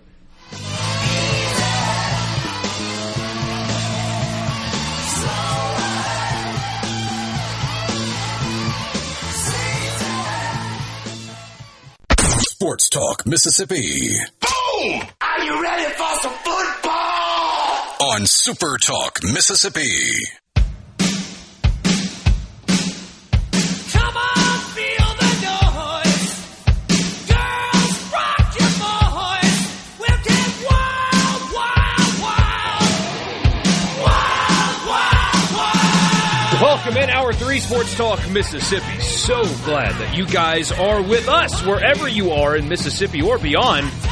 Some of you used to live here and you've gone elsewhere, but you still check us out every day online at supertalk.fm or through our app. So wherever you are, however you're listening, whether it's on one of our 12 stations in the podcast feed or live online or watching on the video stream or on C-Spire TV, we're just glad that you're here. I'm Michael Borkey. He's Brian Hadad. The schedule is out for next year's college football playoff. We got to fix this. So we'll talk about that for the college football fix. And it worked again. Yes. We're going to fix it in the college football fix. We're actually going to have a college football fix in the college football fix, which is driven by your Mississippi Ford dealers. Built Ford Tough. That's the best-selling truck in America for over 50 years. 50! That's the Ford F-150. Don't mess around. You're looking for a new truck, that's only one place to go. Your Mississippi Ford dealers today. Thank you for your attention to this matter. One of the talking points this year during the playoff was the length of time it took to complete. Not only simply because it takes too long for college football to end the season and then finish their postseason. Right. You also have other things that happen during that time. You've got the National Signing Day, because it's not in February anymore. Isn't signing day tomorrow, technically? Isn't it tomorrow? Technically correct, yes. So, no. So you have signing day during a playoff run, and you have the portal window during a playoff run. And that has gotten so messy so quickly that, hey, Dad, I was told, I have not been able to verify this, but I was told that in the team hotel at the Fiesta Bowl, there were people recruiting on behalf of other schools, players for the teams that were participating in the Fiesta Bowl. So hold up. That were hanging out in the team hotels. Yeah, those were just before the game. Those were just the Ole Miss assistant coaches. They were allowed to be there. No, so you're saying like, I'm not saying that this happened, but like you're saying like somebody from Alabama was just in the lobby like, hey, well, I got you here. Agents and stuff. Wow. People working on behalf of. That is messed up. There's no getting around that. You get, usually you have the degrees of separation. Not coaches, right? There was no assistant coach for a school hanging out in the lobby, but somebody that was operating on behalf of the transfer portal. Right. That was trying to recruit players leading up to their playoff game. So the calendar's already a mess. And then the next layer to that is, whether or not you care about this part of it is up for, your interpretation. But the ratings for the playoff games are not as good as they could be. You have regular season games that do as well as the playoff games, and people are wondering why. Has college football maxed out his audience? I say no. I say you're having to play these games into NFL playoff time and on weird nights, Thursday and Friday nights during work weeks. And that leads to poor viewership numbers. And as we know, everything's about money and the suits need money. And frankly, for you guys, the fans, I think that you should have college football games on Saturday because that's when college football's played. Agreed. So it's going to be worse this coming season and then next year as well. So the college football playoff quarterfinals, the Fiesta Bowl will be on December 30th. Mm-hmm. Which I believe, let me just be sure about something here. So December 30th is a Wednesday. And they will skip Thursday. Because there's an NFL game there. And the Rose Bowl has to be on the 1st. The Rose Bowl will not move their game. They have to be on the 1st. Just got to move on from the Rose Bowl. Just be like, hey, you guys enjoy having Minnesota versus Missouri next year. Yeah. So, the Rose Bowl got their wish. They refused to move from the 1st, and they got their wish, so they're skipping a day. That'll be on the 1st as well as the Cotton Bowl. So the 30th and the 1st are when the quarterfinals are played. You go 2 weeks until the semifinals are played. So the portal will open basically immediately after the quarterfinals. And for those 2 weeks as you're preparing for the semifinal, the portal will be open. And those get played on the 14th and the 15th. And then it is another 10 days till the national championship game.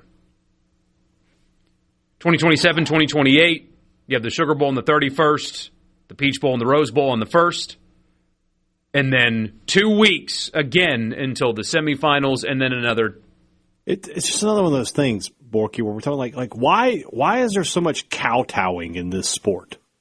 Like it's just, why can't somebody just come to the Rose Bowl and just tell them straight up, be like, yeah, we're going to do what we want to do with this playoff, and you can either be on board with us or not. But because I guarantee you, the Pop-Tarts Bowl be more than happy to be whenever we tell them. Yep. If we tell them that hey, guess what? Now you're a playoff bowl. Yeah, you're a Monday morning at 7 a.m. But are you saying playoffs? Okay. Yeah, but we're in the playoff. We're part of the playoff. Yes. We'll take it. I guess I don't know if you'd want to do another one in Florida. The Citrus Bowl. I don't know, where you put that bowl. If I'll be honest with you, I'll give you one. The weather wouldn't be great though. But like when the new stadium is built in Nashville, it's a dome. Oh, it's a dome. Well, then there you go. It's a covered stadium. Tell Rose Bowl, hey, get on board, or the Music City Bowls. The Music City Bowl is taking your place. And let me tell you about. And you can have whatever team wants to come. And the fans will love to go to that game. Yeah, brand new think about the difference, right? Like. You're talking about a brand new state-of-the-art facility versus one of the oldest stadiums in the country where there's not a lot of, luxury seating and amenities and all that. Yeah, they have a great view. That's fantastic. I can always just go to the mountains for a great view. I don't have to go to a football game for that. Yeah. But The NFL playoffs plays 13 games in 30 days. They complete their playoffs in a month. 13 games, 30 days. The college football playoff next year will play 11 games in 39 days. It's dumb. It's dumb. There's just no getting around the fact that it's dumb. And here's the kicker, what illustrates it even more. Week 11, November 14th. Week 11, November 14th, is the halfway point between the season opener and the national championship. Wow. It's just silly. Condense it. Because people lose interest after a while. You're seeing it. I'm telling you, the television numbers are not good enough relative to how popular college football is. Yeah. There's too much time, and you're competing against the NFL. Even if it's not on the same day, people only have so much attention that they can spare. There's another one. Play it in Vegas. Yes. Make the Vegas Bowl a playoff game. Brand new stadium. Brand new stadium. Everybody would want to go to Vegas. Really easy to get to. Yeah. And if you start earlier, like this texter, love the idea of the playoff games being on a Saturday. College football belongs on Saturday. On a Saturday, yeah. You play the conference championship games.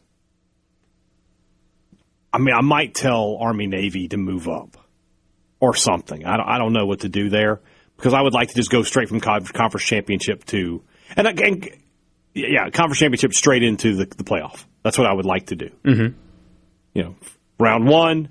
Quarterfinals, semifinals, and then New Year's Day is our national championship. But even if you take that week off for Army-Navy, you're still starting 2 weeks earlier. Yeah. They got to do something. And again, this is something that would be very easy to fix, very easy. All the conferences there's no way the conferences wouldn't get on board. The coaches would tell you, like, yes, we need to do this so we can get the portal stuff under control a little bit easier. It just doesn't make any sense. I don't.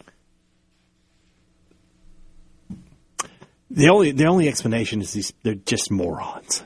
That's kind of where I am with this. Like you touched on it earlier, though. Why do the powerful people in college football bend over to Notre Dame with the playoff expansion conversation and them getting preferential treatment, and then the Rose Bowl? Why does Notre Dame in the Rose Bowl have so much power over you? I don't know. Tell them no. I get Notre Dame. I mean, the church, we run everything. But the Rose Bowl, I don't get. Like, you could legitimately tell the Rose Bowl, hey, you're out. Like, you have two options. You play this game when we tell you to play it, or you can play it on January 1st, and the fifth-place team from the Big Ten and the sixth-place team from the Big 12 is coming to see you. If you can get excited about Arizona versus Minnesota, two unranked teams in your bowl game, then more power to you. But the playoff game will be played in Las Vegas, and it's going to be played on New Year's Eve. Yeah, and enjoy the first in your parade, and that'll be great. It'll be great. Yeah. It's your college football fix. Put this on the list of questions to ask Greg Sankey when we see him in July. Like, why can't you just tell the Rose Bowl, you know what? Yeah. We'll be right back. Sports Talk Mississippi from the Pearl River Resort Studio. So come on.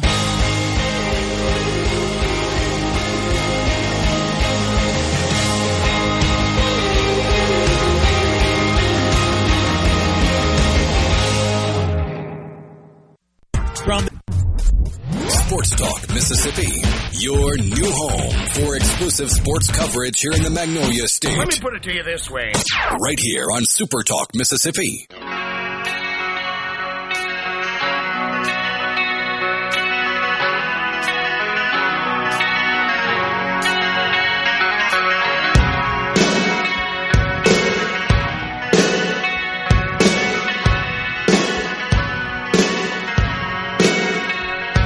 Welcome back, Sports Talk Mississippi. We are inching closer and closer to first pitch college baseball, a highly anticipated season. Depending on your poll, you have 3 ranked teams here in the state of Mississippi getting started next Friday.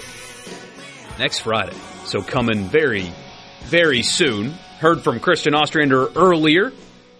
Had Southern Miss Media Day ahead of their, you don't call them training camp. What do you call it in baseball? It's not training camp. We can call it training camp, preseason though. Whatever. Camp. Yeah, you can call it training camp if you want, but preseason camp is what I would call it. Mike Bianco has yet to have his introductory press conference or camp press conference or whatever. When that happens, we'll play it for you. But Brian O'Connor had his yesterday, and his highly anticipated Bulldogs is a team that he apparently likes after listening to him. Here's some of his meeting with the media yesterday, the new head baseball coach at Mississippi State.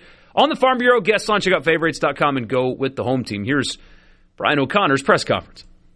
You got a couple weeks left, obviously, to kind of prepare. What position battles are maybe you still kind of watching and still kind of determining as we get ready for opening day? Well, I'll tell you, see, my approach has been they're all up for battle, right? But the reality is, you got an all-SEC third baseman back in Ace Reese. You got some guys that are back here that have certainly proven their capability. And so even though we continue to make it open competition, we're still trying to figure out different combinations of who might play where. I love that we've got a lot of versatility, right, from a position player standpoint. Somebody like Reed Stallman that had a nice year last year in this uniform. I think he had 10 or 11 home runs.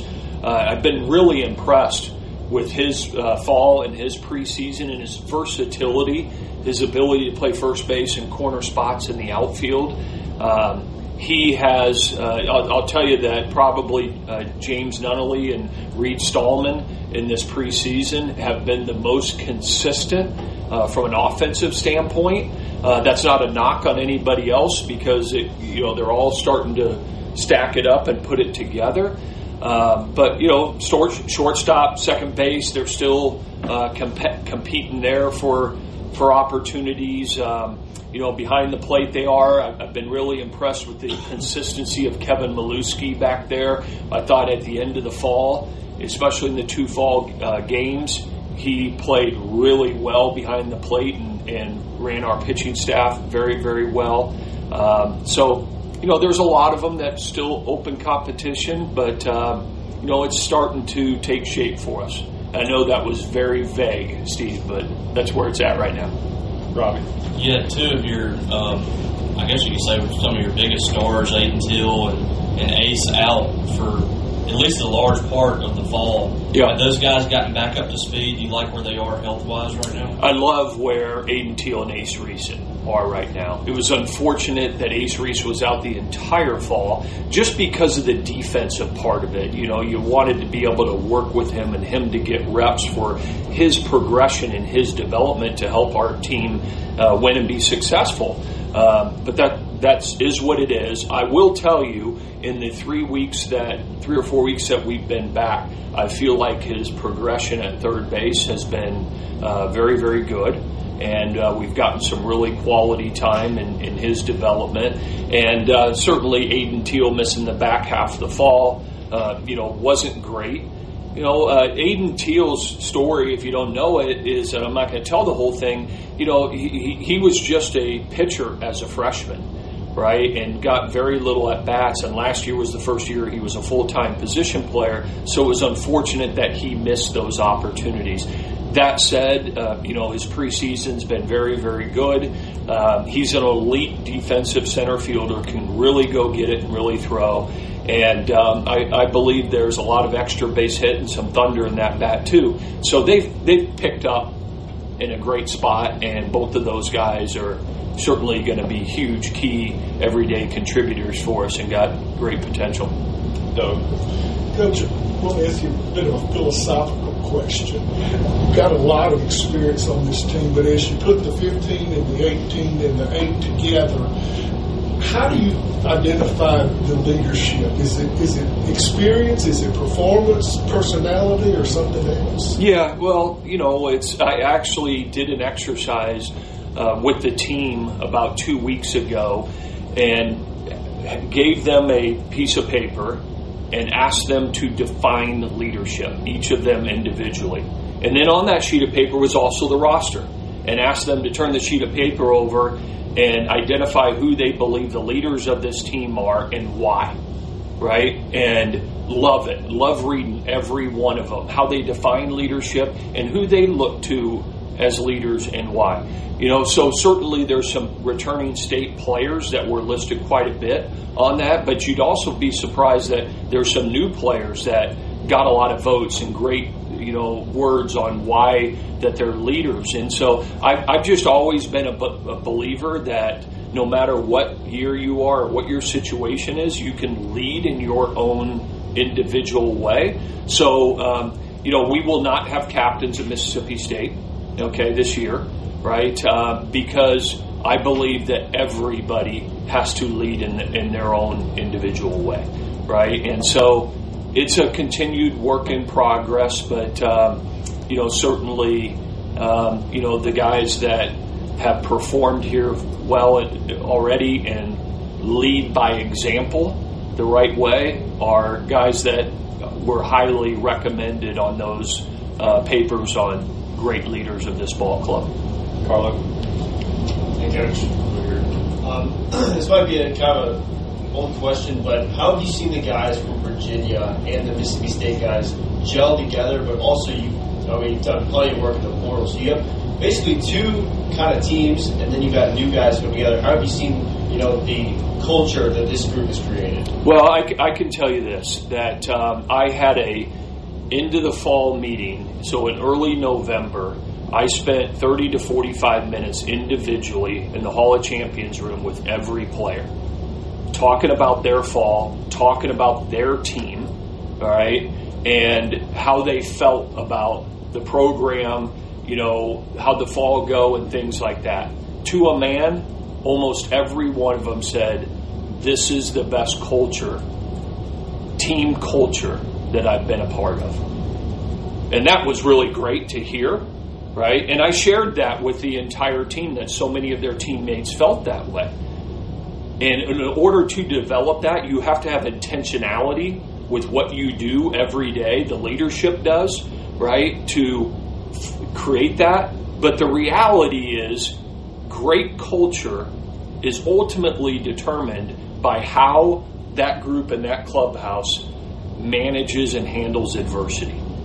Because adversity is coming, right? And it's going to come often in this game and in this program. Everybody deals with it, right? And that is when you find out truly what kind of culture you have. And the second thing that I told them is, for the last 6 months, we have been scrimmaging and 2 teams have been playing.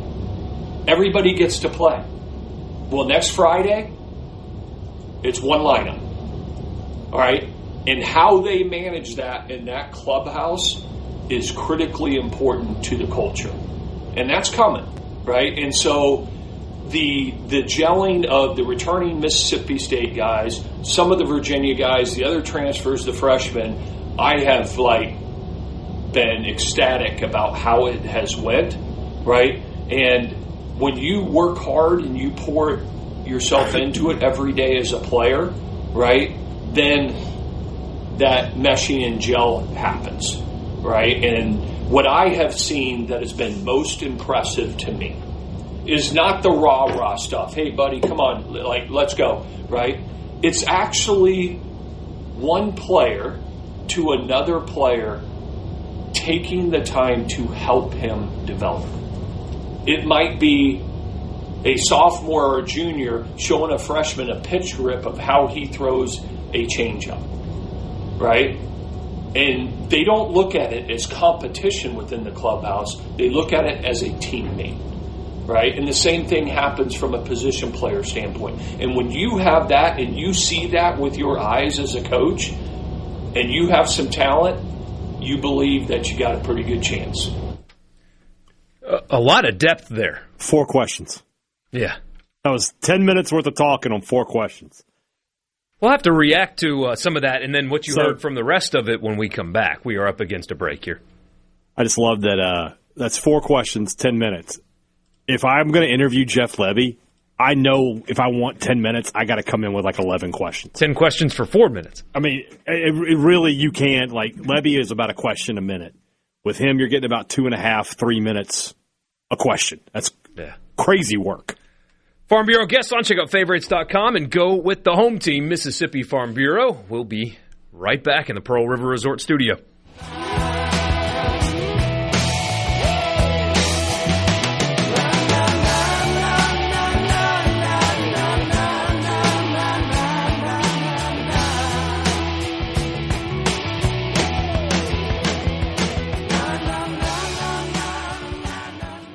From the Seabrook.com. This is a place for crazy people. If it's sports in Mississippi, you'll hear about it here.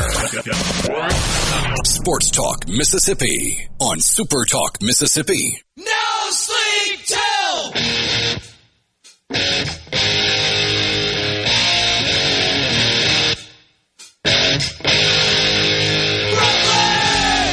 Welcome back, Borkey and Hadad with you. I know we've lost a good bit of our stations. Basketball cutting in pregame show, contractual obligations and stuff are causing that, but we're glad that you are with us. Yes, Ole Miss and Tennessee from Knoxville coming up in about 22 minutes from right now. This off and not just completely destroying my live shows podcast, which is a complaint I get a lot.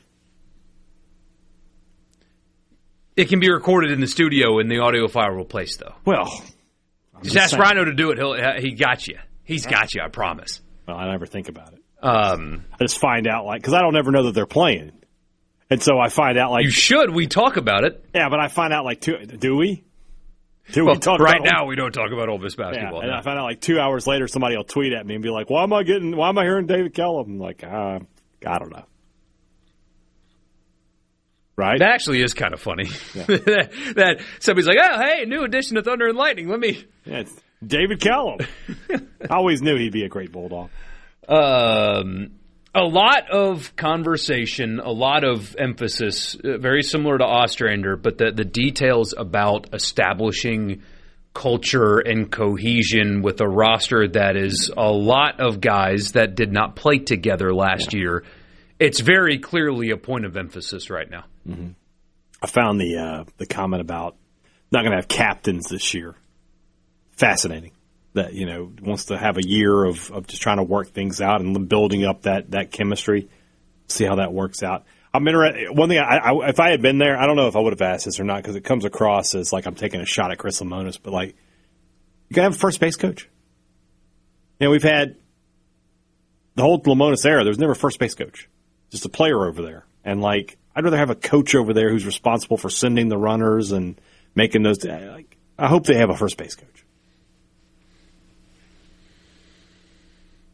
Was that a point of contention? Yes. Like a real point of contention? Yeah, because you'd have a base running error, and you're like, well, that's what happens when you've got just a random player over there at first base. You need to have somebody over there with a little more experience. Absolutely a point of contention. Was there ever a justification for that? Because that does. I don't know that anybody ever odd. asked, to be honest with you. In hindsight, that's really odd. Yeah, it's weird. But in foresight, that's odd too. That's not one of those things where it feels like it. Yeah.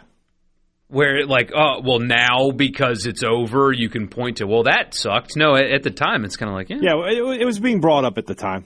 So I don't know. You learn anything else? So I know you watched the entire thing. Mm-hmm. In terms of position battles, things like that. He gave a pretty vague answer there. It sounded. Yeah. I'm trying to read between the lines that may not exist, but basically saying, I don't need to set a lineup right now, so I ain't gonna. Right. And that's I would expect almost every coach in the country to give that same answer. But he also didn't, insult anybody's intelligence. When he's talking about Ace Reese, he's like, yeah, that's going to be the third baseman there. Yeah. Teal probably locked in. Right now, if you said for me to set a lineup, Reese is certainly locked in at third. Teal's probably locked in at center. Noah Sullivan's probably your first baseman. Mozlewski is probably your catcher. Your middle infield, between Drew Wires, Ryder Woodson, and Gatlin Sanders, pick there. Noah Sullivan probably at first. Bryce Chance is probably in the outfield somewhere, maybe in left, in right. I'm not, maybe Nunnally. I don't know. They've got a lot of options. And that's why I think, I think State having such a, on paper, easy opponent for this first weekend. Hofstra last year, they won 18 games.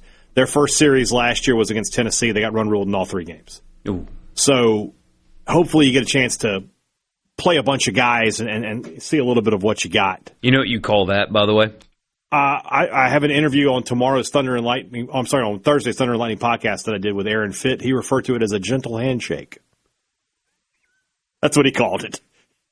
He said smart scheduling is what I was going to say. He said State and Ole Miss have a gentle handshake to start the year. Southern Mississippi has a tougher series with UC Santa Barbara. Yes, they do. They absolutely do that. So, I mean, a lot of excitement, a lot of anticipation. There is one of those things, too, where it's like, now what else can be said? There's been so much anticipation that we just need ball games to get here. I mean, I agree. I mean, especially because basketball has not been good. You know, this time last year, we had 2 tournament teams. I think both teams were still ranked in the top 25 at this point a season ago.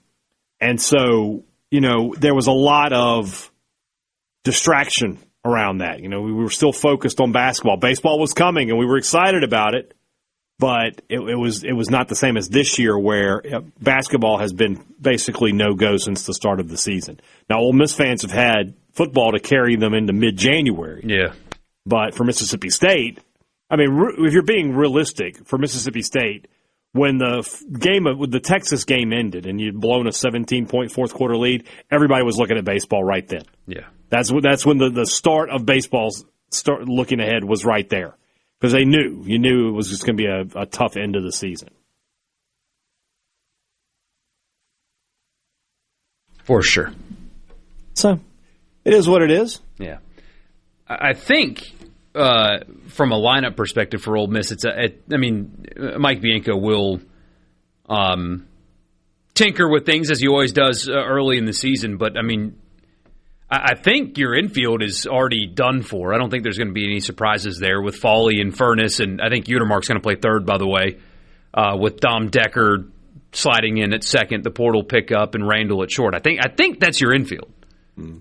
I know there's other guys that vying for spots, but I'm pretty certain that is what you've got there. Federico in the outfield, and then you've got a couple of portal guys maybe mixed in there too. But it's a lot less complicated is not the right word, but I think just the pool of players that you expect to be in the everyday lineup for Ole Miss is smaller than that for State, if that makes sense.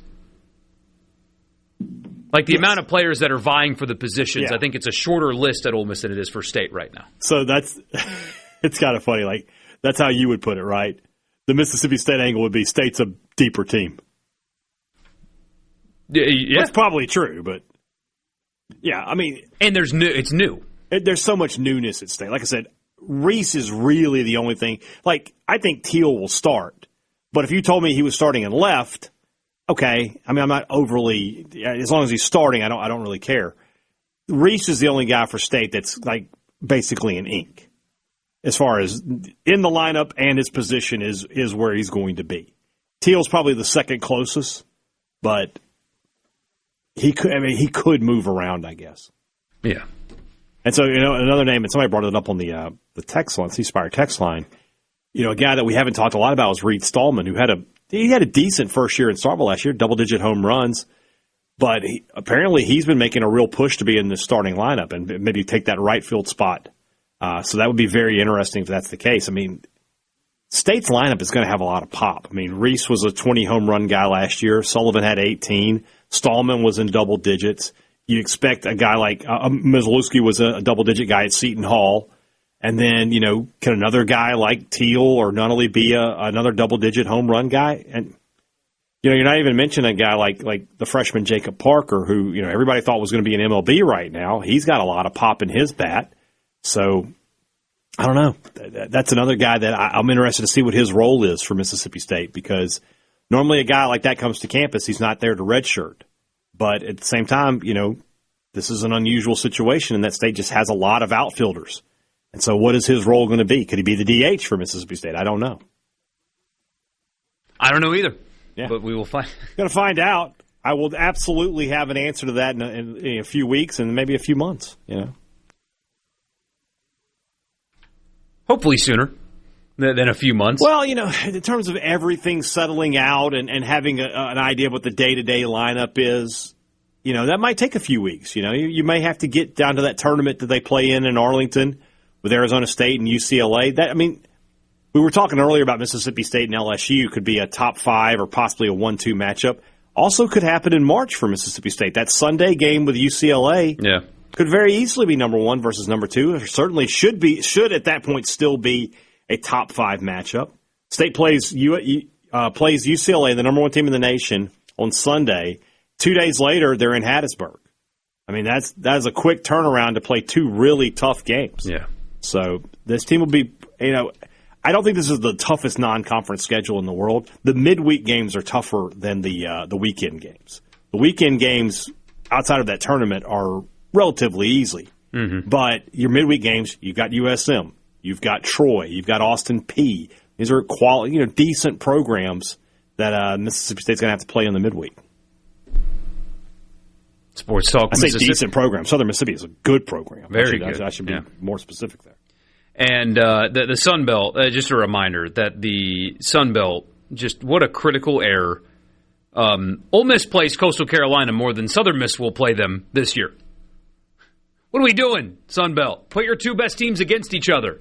Once, please. But anyway, we'll wrap up the show with you next at Sports Talk Mississippi. Don't go anywhere.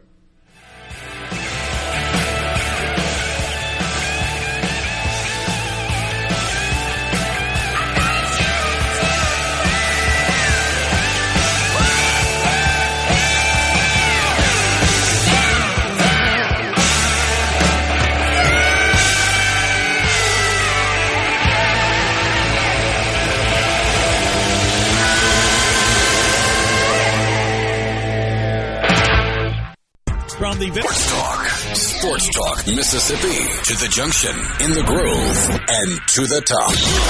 Sports Talk Mississippi on Super Talk Mississippi.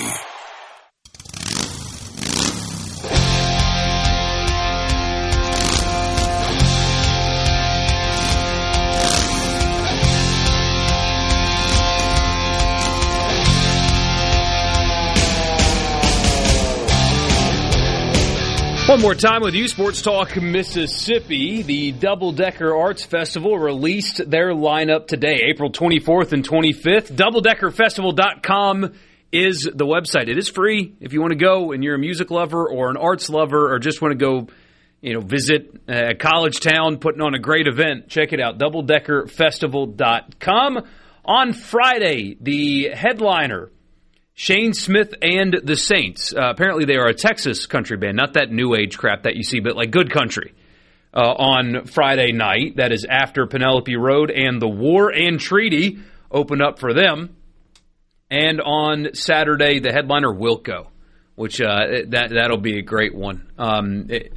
Wilco's been around for a long, long time and pretty iconic band, especially in that what do you call it, blues rock genre, really? But it's a big name, and excited for them because they're just really good, and I will be there for that one. I'm not missing a Wilco show, although they're coming here to Jackson too. But you got to pay for that one. You don't have to pay for the one at Double Decker. So check it out, DoubleDeckerFestival.com. Margot Price ahead of them. Also on Saturday earlier in the day, Mountain Grass Unit, The Dip, and the Heavy Heavy. So there you go. That is your lineup for Double Decker. I know you're locked into that one, Hadad. 100%. Also, did you see that Lindsey Vonn is going to compete in the Olympics? Suffered a devastating knee injury this weekend. Just suffered just a put on a knee brace and go. She's tough. She described her knee as the ACL being completely ruptured, bone bruising, and meniscal damage. Still going to compete in the Olympics, though. Downhill skiing. Tougher than a $2 steak. I'm going to slap a brace on it, and she's going to roll, apparently, which is insane. I mean, all the pressure, like everything is in your knees in downhill skiing. I don't know if you guys have ever watched it, how fast they go, and It's all in your knee. Yeah. That's somebody, one, she's tough, obviously. That's somebody that knows that this is my last one. Yeah. She's just like, you know what? And I think she looks at it and goes, look, if I get hurt. I'm already hurt.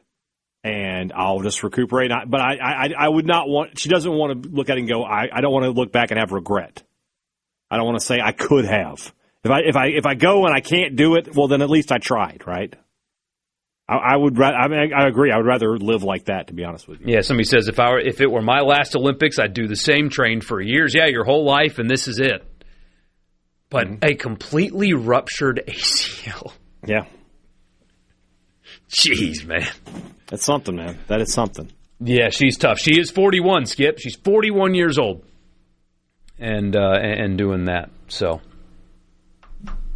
Apparently Shane Smith and the Saints rock. I had not heard of them until today, but I am not as immersed in the country scene as other people are. But the people that are apparently are big fans of theirs. So,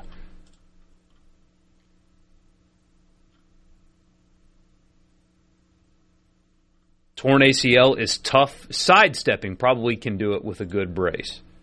I mean, yeah, you're gonna be really tight on that brace. It's got to.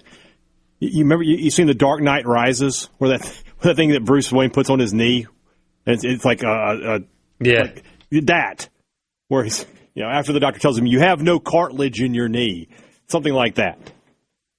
Where is she?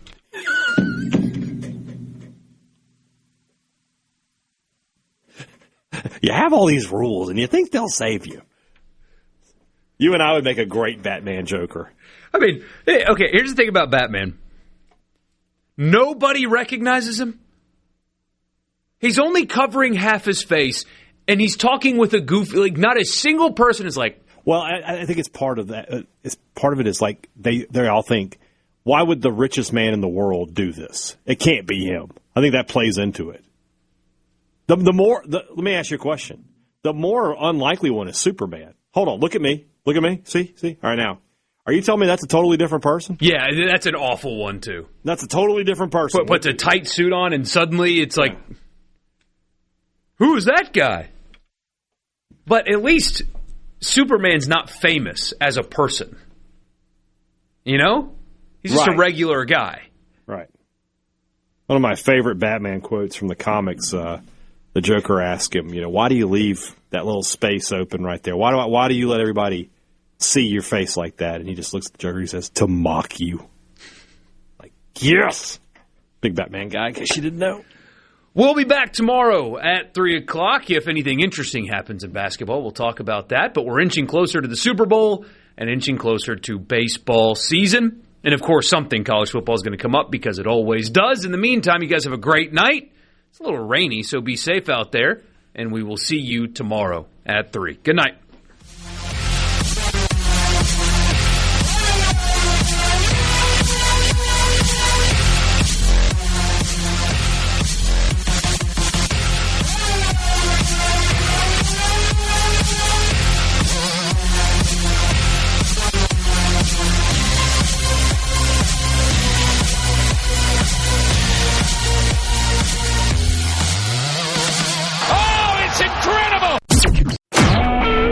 SuperTalk Mississippi Media Production.